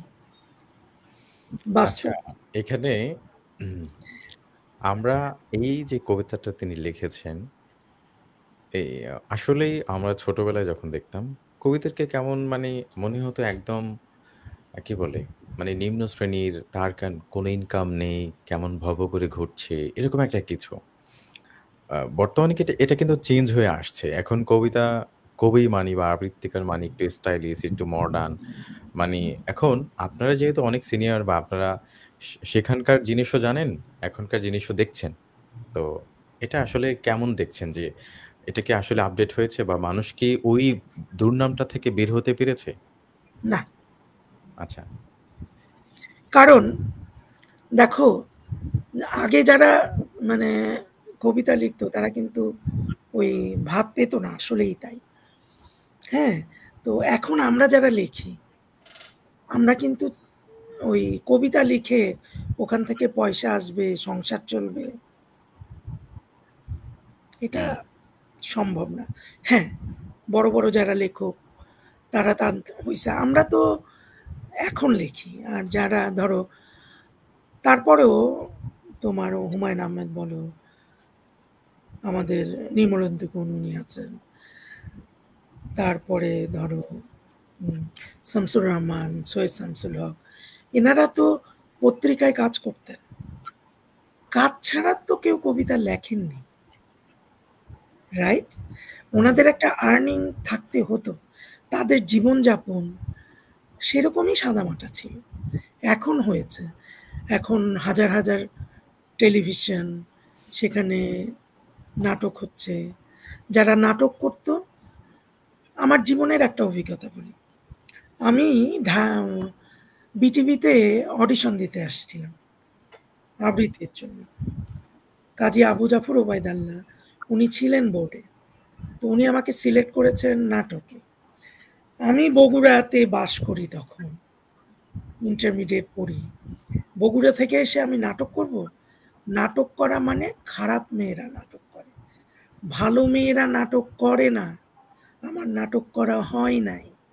আমাকে তখন ইন্টারমিডিয়েট পাস করে আমাকে জীবিকা কোনটা পড়াটা পড়লে আমি তাড়াতাড়ি চাকরি করতে পারবো, সংসারের হাল ধরতে পারবো, আমার মানুষের উদাহরণ দেওয়ার দরকার নাই তো। আমি আর কবিতা আবৃত্তি করতাম, আমার বাবা কোনোদিন আমাকে বলেনি কবিতা আবৃত্তি করো, বরং বলছে তোমার মেয়ে কই যায় দেখো, কই যায় দেখো। আমার বাবা পত্রিকা অফিসে চাকরি করতেন, যখন পত্রিকায় খবর বেরোতো তখন উনি পড়তেন যে অনুষ্ঠানে আবৃত্তি করছে হোসনে রাজিব। বুঝতে পারছো? আমাকে কিন্তু আগে আমার সংসারের জন্য হাল ধরতে হয়েছে, প্রাইভেট পড়াইতে হয়েছে পড়াশোনা করার জন্য, অত ভালো অবস্থা ছিল না। তো এখনো হয় নাই, কবে হবে জানি না। যাক, খুব সুন্দর একটা রবীন্দ্রনাথও অত ইয়ে ছিলেন না। আমাদের নজরুল উনি লেটো দলে গান করতেন, হ্যাঁ, পা দিয়ে তাল দিয়ে দিয়ে উনি লিখতেন। তো আমাদের পড়তে হবে, আমাদের বলে যে পড়ার কোনো বিকল্প, পড়ো পড়ো পড়ো, আসলে না পড়লে জানবে না। আর বিশেষ করে মেয়েরা লিখবে, মেয়েরা স্টেজে দাঁড়াবে, এটা তো চিন্তাই করা যায় না। 82 সালে যখন আমি বগুড়াতে বাংময় আবৃত্তি চক্র খুললাম, এগুলি জানার দরকার আছে। যারা শুনছেন হয়তো বিরক্ত হচ্ছেন, কবিতা পড়ো, কিন্তু আপনাদের জানতে হবে। একটা মেয়ে কবিতা সংগঠন, আমি স্কুলের টিচার, যাদের মেয়েরা স্কুলে কবিতা আবৃত্তি ফার্স্ট সেকেন্ড থার্ড হতো, তাদের বাড়িতে গেছি সংগঠনে আনার জন্য। কবিতা পড়ার জন্য আবার সংগঠন লাগে নাকি? কবিতা পড়ে দিলেই হয়ে যায়।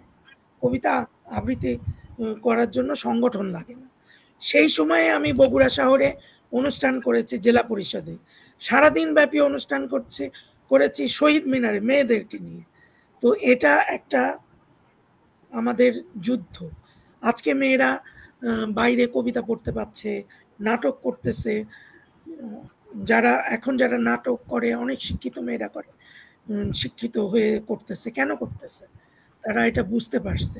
আমরা মফস্বল শহর, বগুড়া মফস্বল শহর, সেখানে একটা মেয়েকে স্ট্রাগল করে একটা সংগঠন করা অনেক কষ্টে, অনেক প্রতিবাদ। আজকে মেয়েরা সংগঠন ঘুরে বেড়াচ্ছে, রাত 2টা পর্যন্ত বাইরে থাকতেছে, কোনো অসুবিধা নাই। মেয়েরা নিজেরাই নিজেদের যোগ্যতায় বাইরে আসতেছে। সেটা হলো আমরা যারা স্ট্রাগল করে বাইরে আসছি, বেগম রোকেয়া আমাদেরকে পথ দেখাইছেন। আমরা এখনো স্ট্রাগল করছি, আমরা করছি। এখনো আমাকে চিন্তা করতে হয়, 12টা বেজে গেছে, বাসায় যাব, বাসায় যে কি শুনতে হবে। আমি কানাডাতে থাকি, তারপরও কোনো অনুষ্ঠান থেকে ফিরতে আমার রাত 12টা 1টা বাজে। আমি আস্তে করে দরজা খুলি, কারণ ওরা ঘুমাচ্ছে। সো আমাদেরকে অনেক কিছু করতে হয়, এত সহজ না। অনেক পরিশ্রম করে করতে হয় আগানোর জন্য। তো আমি বলবো যে আমাদের মেয়েদের জানা উচিত, একটা মেয়েদের পরিশ্রম। আমরা যখন বাবার ঘর সংসারে থাকি তখন একরকম, বিয়ে হয়ে গেলে আর একরকম। তারা পছন্দ করবে কিনা, তাদের পছন্দ অনুযায়ী আমাদের চলতে হয় সব সময়। এবং যে সংসারে শ্বশুর বাড়িতে যে সবগুলো ছোট বাচ্চাটাকেও, সেই বাড়ির ছোট, তাকেও আমাকে সম্মান করতে হয়। কিন্তু ছেলেদের কিন্তু সেটা নাই। একটা মেয়েকে একটা বাড়িতে আসলে তার জায়গাটা করে দিতে হবে, যে হ্যাঁ সে এই বাড়ির অংশ। খুবই কম, কেউ বলে, কেউ বলে না। খুব চমৎকার বলেছেন। অনেকেই আমাদের সাথে যুক্ত আছেন। সত্যি কথা বলেছেন আপনি, একটা চরম সত্যি ঘটনা। শিল্প সাহিত্য এবং আমাদের সুকুমার বৃত্তির যে প্রকাশ, যেই মাধ্যমগুলোতে, সেই মাধ্যমগুলো সবচেয়ে বেশি অবহেলিত হয়। কিন্তু সুকুমার বৃত্তির যে প্রকাশ, সেটাকে কিন্তু যখন প্রকাশিত হয়ে যায় তখন সবাই সেটাকে খুব অ্যাপ্রিসিয়েট করে। এটা তো সবাই জানে। অ্যাপ্রিসিয়েটটা তখন করা হয় যখন উঠে যায়। কিন্তু উঠার এই রাস্তাটা যে কত বন্ধুর এবং কত কষ্টের, সেটা যারা যায় তারাই জানে। আমাদের সাথে যুক্ত হয়েছে তরুণ মহাপাত্র দাদা। উনি সাজুজ্য বলে ওপার বাংলার একটা প্রতিষ্ঠানের ক্রিয়েটর অ্যাডমিন। উনি বাংলা ভাষাভাষী ওয়ার্ল্ড ওয়াইড পুরো বাঙালি সমাজের জন্য উনি কিছু অনুষ্ঠান এবং কিছু প্রতিযোগিতার আয়োজন করে থাকেন। দাদা, আপনি আসাতে আমরা অনুপ্রাণিত বোধ করছি, সঙ্গেই থাকবেন। আমরা একদম শেষে এসে গেছি না? হ্যাঁ, এবার কি আমরা ডুয়েটটা পড়বো?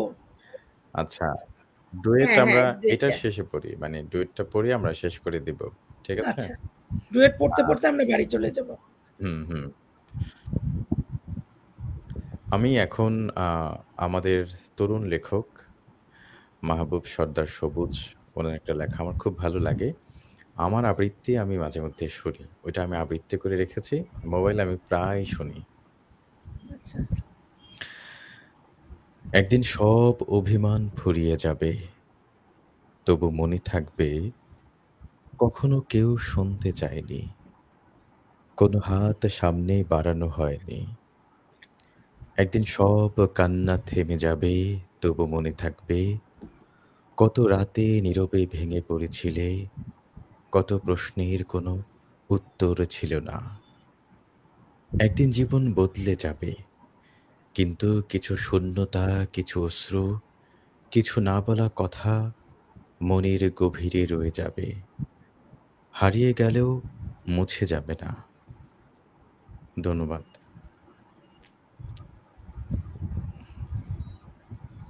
আমরা কি কিছু শুভেচ্ছা বার্তা নিয়ে নেব? উজাইফা, আচ্ছা, তাপস গোস্বামী লিখেছেন, যে যেভাবে পারে সে সেভাবেই সাংস্কৃতিক চর্চা অব্যাহত রাখুক। অসংখ্য ধন্যবাদ আপনাকে। তীর্থ লিখে পাঠিয়েছেন, আমাদের এলাকায় পাঠাগার ছিল। ছোটকালে আমরা সেখানে বই পড়তাম, কবিতা আবৃত্তি করতাম, ক্যারাম, লুডো, দাবা ইত্যাদি খেলতাম। যেটা ছিল বাচ্চাদের প্রতিভা আ বিকাশিত করার জায়গা। এখন আর সেই পাঠাগার নেই। বাচ্চারা মোবাইল ফোনে আসক্ত হয়ে গেছে, যা খুবই দুঃখজনক। আ তীর্থ লিখে পাঠিয়েছেন, বাহ! আ তারপর হচ্ছে চমৎকার আবৃত্তি ভাই। আ তরুণ লিখে পাঠিয়েছেন, খুব ভালো অনুষ্ঠান। অসংখ্য ধন্যবাদ আপনাকে। আমি ছোট্ট আরেকটা কবিতা পড়ে নিই। আমাকে ইনবক্সে পাঠিয়েছেন। আ হৃদয়ে স্পন্দন, কলমে জান্নাত মারজান।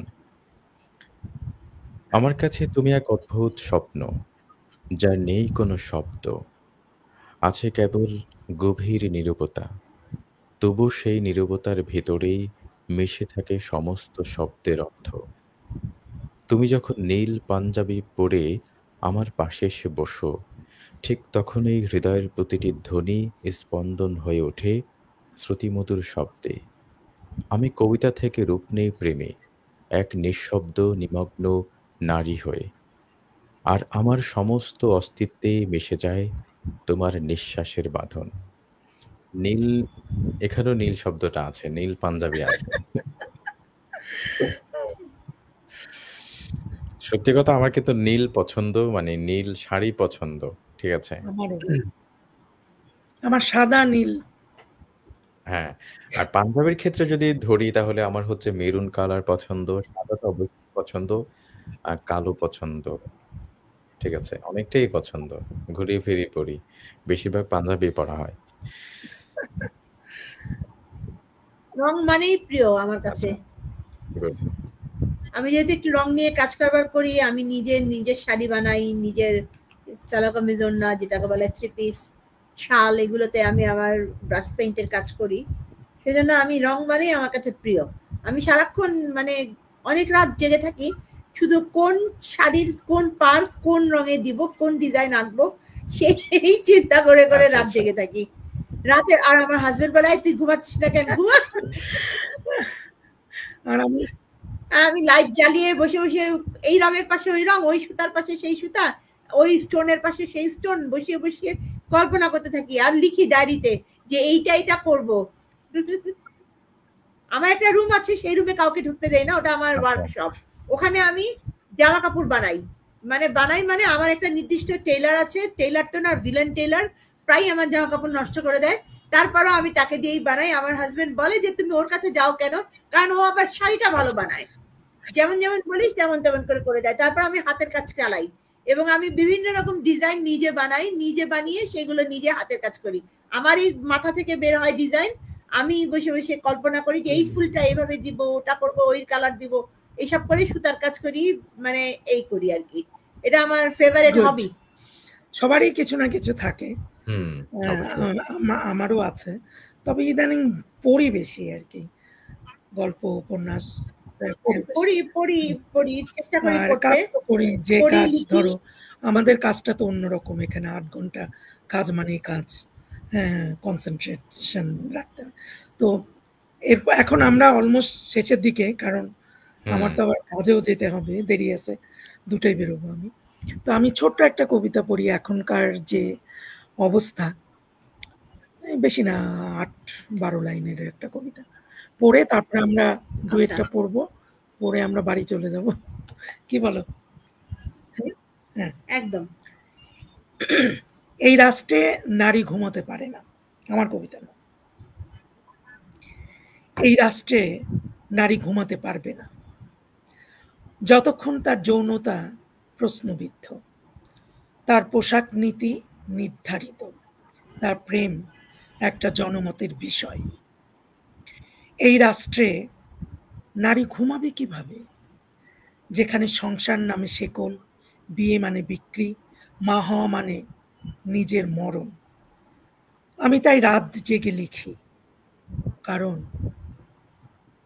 আমার কলমে ঘুম নেই। এই রাষ্ট্রে যারা ঘুমায় তারা জানে না একটা জেগে থাকা নারী সবচেয়ে বিপজ্জনক অস্ত্র। সত্যি। সো তুমি রাত জেগে তোমার কাজ করো, আমি রাত জেগে পড়ি, লিখি। তো হ্যাঁ, আমিও পড়ি এবং আমি আবার নোট সেটাই। রাখি। আমার একটা ব্যাড হ্যাবিট হলো, আমি যা পড়ি বা যা শুনি সঙ্গে সঙ্গে সেটা নোট করি। টেলিফোনেও ভয়েস মেসেজ দিয়ে হলো বাসায় এসে ডায়েরিতে তুলে ফেলি। এই যে আমার ডায়েরি হয়ে গেল, ওই যে আমার ছেলে রেখে গেছে ওইখানে ডায়েরিটা। আমার ডায়েরি অলওয়েজ আমার টেবিলে থাকে। আমার ডায়েরির পর ডায়েরি, সবাই আমার ডায়েরি দেখলে অবাক হয়ে যায় যে আমার ডায়েরি, সারা জীবনই ডায়েরি, বিভিন্ন কারণে ডায়েরি লেখা হয়েছে। অনেক ডায়েরি এত বেশি পুরনো হয়ে গেছে যে ওগুলো আর ধরতে ইচ্ছা করে না, কিন্তু ডায়েরি আমি লিখি। খুব ভালো অভ্যাস, এখান থেকে তোমার জীবনী লিখতে পারো। তাহলে আচ্ছা, তোমার নাম আমার জীবনী কি? কবিতা সম্পর্কে বলতে চাই যে হ্যাঁ বলো। এমি আপু যে কবিতাটা পড়েছে প্রত্যেকটা লাইন কিন্তু ভারী, মানে আমাদের পুরুষদের জন্য অনেক ভারী, যেটা শুনলে কি বলে, মানে মস্তিষ্ক কাজ করা বন্ধ করে দেয়। তবে আমার পার্সোনাল একটা ইচ্ছে যে আমি চাই বাংলাদেশে হোক বা পৃথিবীর প্রত্যেকটা মানুষ বা প্রত্যেকটা হসপিটালে বা বাসায় যেন এই কাজটা করা হয় যে যখন সিজার করা হয় বাচ্চা প্রসবের সময়, তখন যেন তার স্বামীকে অ্যালাউ করা হয়, এবং যখন বাচ্চা প্রসব করা হয় বাসায় তখনও যেন অ্যালাউ করা হয়। এটাতে কি হবে, একটা পুরুষ দেখুক একটা শিশু জন্ম দিতে গিয়ে একটা নারী কতটা তীব্র বেদনা সহ্য করতে হয়। যখন সেটা দেখবে, যখন ভাতে তরকারিতে লবণ কম হবে, তখন সে কখনো বলবে না যে কেন কম হলো। রমজান মাসে ইফতারির সময় বলবে না এই আইটেমটা কেন কম হলো। তখন তার ওই দৃশ্যটা মাথায় ঘুরবে সারা জীবন যে এত কষ্ট আসলে কিভাবে সহ্য করে। তো এবং কি তাকে কোনো কথা বলতে, তাকে কোনো হাত তুলতে পুরুষের আ একবার না একবার হলেও তার হাতটা কাঁপবে। আমি কার উপর হাত তুলতে যাচ্ছি, কার উপর প্রশ্নবিদ্ধ করতে যাচ্ছি। যে মানে যে এতটা বেদনা সহ্য করতে পারে। ঠিক আছে? তো আসলে এটা করে না, কিন্তু করা উচিত। একজন ডাক্তার এখানে যদি থাকতে পারে, একটা পুরুষ না, কেন থাকতে পারবে না? তোমাকে আমি বলি যে বিদেশে যেমন কানাডা বলো, উন্নত দেশগুলোতে যখন বাচ্চা হয় তখন তার পার্টনারকে রাখা হয়, ওই সময়টা পুরাটা তার সে থাকে। হ্যাঁ, হ্যাঁ, এটা নরমাল হোক। বাংলাদেশে নেই। বাংলাদেশে নেই, তবে এটা হওয়া উচিত। আমিও একমত তোমার সঙ্গে যে এই যে কষ্ট, এই যে মা হওয়ার যন্ত্রণা, শুধু ওই সময়টা, সারা 10 মাস তো আছেই। আছে, তো হ্যাঁ। হ্যাঁ, তো এটা বিদেশে আছে। আমার মনে হয় আমাদের বাংলাদেশেও এটা রাখা উচিত। কেন? বাচ্চা হওয়ার পরে যে প্রথম 3টা মাস একদম ছোট্ট থাকে বাচ্চা, পোনা সাইজের বাচ্চাগুলো, যেই পরিমাণ রাত জাগে বা ইয়ে করে, রাতে জেগে থাকে। একদম। আমরা আর মানে কথা না বাড়াই। আমরা আচ্ছা, প্রায় হ্যাঁ, আমরা কবিতায় ১ ফিরে যাই। ঘন্টা কবিতায় ফিরে যাই। আমরা আলোচনা এটা শেষে করা যাবে আমাদের অফলাইনে। আমরা একটু বসবো নি, শেষ করি। হ্যাঁ। আচ্ছা, আমরা এখন ডুয়েট কবিতায় ফিরছি। আ কবিতাটি অনেক আগে লিখেছি। মিউট হয়ে গেলাম আমি। ঠিক আছে। শ্রেয়া শুনছো? হুম, বলো। চলো না আজ শহর ঘুরি। তুমি চাইলে শহর ছাড়িয়ে তেপান্তরেও যেতে পারি। আজকে তাহলে নীল শাড়িটা পরো। নীল শাড়ি কেন? সবসময় তো বলতে নিজের মতোই সাজি। আজকে আমার ইচ্ছে হলো আকাশ দেখার। হুম, দেখবে, আকাশ দেখতে আমারও ভালো লাগে। কিন্তু এতে নীল শাড়ি পরার শর্ত কেন? আমি একদিন আকাশকে বলে দিয়েছিলাম, আমার শ্রেয়া যখন নীল শাড়ি পরে তখন তোমার থেকেও সুন্দর লাগে। ইস! তুমি মাঝে মধ্যে কি যে বলো না, এভাবে বললে লজ্জা লাগে। আমি তো মাঝে মধ্যে চাঁদকেও বলি, তোমার মতো স্নিগ্ধ আলো আমার শ্রেয়ার হাসির মাঝেও থাকে। হিংসার অনলে পুড়ে যাবে যদি বা দেখো তাকে। নদীকে বলি তোমার ভেতর যে স্বচ্ছ শুভ্র মণিমুক্তা থাকে, আমার শ্রেয়ার নাকের ঘাম তার চেয়ে বেশি ভীষণ ভালো লাগে। বাহ! কি দারুণ কবিতা পড়ো। আমার তো এখন ঘুরতে না গিয়ে তোমার কণ্ঠে আরো কিছু কবিতা শুনতে ইচ্ছে করছে।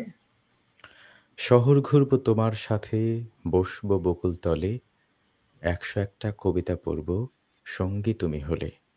তোমার জন্য রক্ত জবা, তোমার জন্য নীল, তোমার জন্য হতে পারি আমি পুরোটা বিলীন। ধন্যবাদ। এটা আমি আসলে রেকর্ড করুন বাংলাদেশে আসলে ইউটিউবের জন্য। বাংলাদেশে আসলে অবশ্যই দেখা হবে। আর এটা বলে রাখি যে এটা আসলেই একটা নীল শাড়ি কাউকে দেখে আমি কবিতাটা করেছি যে ওই নীল শাড়িটা খুবই ভালো লেগেছে। আচ্ছা, আমরা তাপস গোস্বামীকে দেখতে পাচ্ছি। তিনি লিখেছেন দারুণ, দারুণ। অসংখ্য ধন্যবাদ আপনাকে। তীর্থ লিখে পাঠিয়েছেন দারুণ আবৃত্তি হচ্ছে দুজনার লাইভ ডুয়েট। অসংখ্য ধন্যবাদ আপনাকে। নাজমুন আক্তার লিখে পাঠিয়েছে অপূর্ব আবৃত্তি। অসংখ্য ধন্যবাদ আপনাকে। এই তো চমৎকার আবৃত্তি সন্ধ্যা। আর তীর্থ আপনার আইডির লিঙ্কটা আমার কাছে চেয়েছেন। মাঝে, মাঝে আপনার কবিতা পড়বে, শুনবে। ঠিক আছে, আপনাকে অসংখ্য ধন্যবাদ। তাহলে আমরা হচ্ছে যে একেবারেই হাঁটি, হাঁটি পা করে শেষ প্রান্তে এসে পৌঁছে গেছি। আমরা কিন্তু এখন বিদায় নিতে পারি। কি বলেন? কিন্তু জেনিত গেল কোথায়? আচ্ছা, উনি লাইভ থেকে বের হয়ে গেছে। আচ্ছা, চলে এসেছে। এই তো চলে এসছে। তাহলে আমরা লাইভ থেকে লিভ নেই নাকি? লাইভটা তুমি শেষ করে দাও। আমি লাইভটা শেষ করে দিব? হ্যাঁ, কিছু বলে শেষ করো। ঠিক আছে, আজকে জেমি আপা শেষ করবে। আমাদের সমাপনী বক্তব্য জেমি আপার কাছ থেকে শুনবো। আমি তো প্রথমে আসতেই চাইনি, তারপরেও আসলাম এই ভাঙা গলায়। তা আমার জন্য সবাই দোয়া করবেন। আর অনেক অনেক শুভকামনা। দর্শক, আপনারা এতক্ষণ আমাদের সঙ্গে ছিলেন, আমাদেরকে উৎসাহ দিয়েছেন। কারণ এই যে আমরা কবিতা পাঠ করি বা আবৃত্তি করি, এটাকে আপনাদের জন্য। তো দর্শক না থাকলে সেটা পূর্ণ হয় না। তো সবাই ভালো থাকবেন। শুভ সময় আপনাদের। আর রাত, আমার দিন, দুপুর। তো শুভরাত্রি, শুভ সময়। ধন্যবাদ সবাইকে।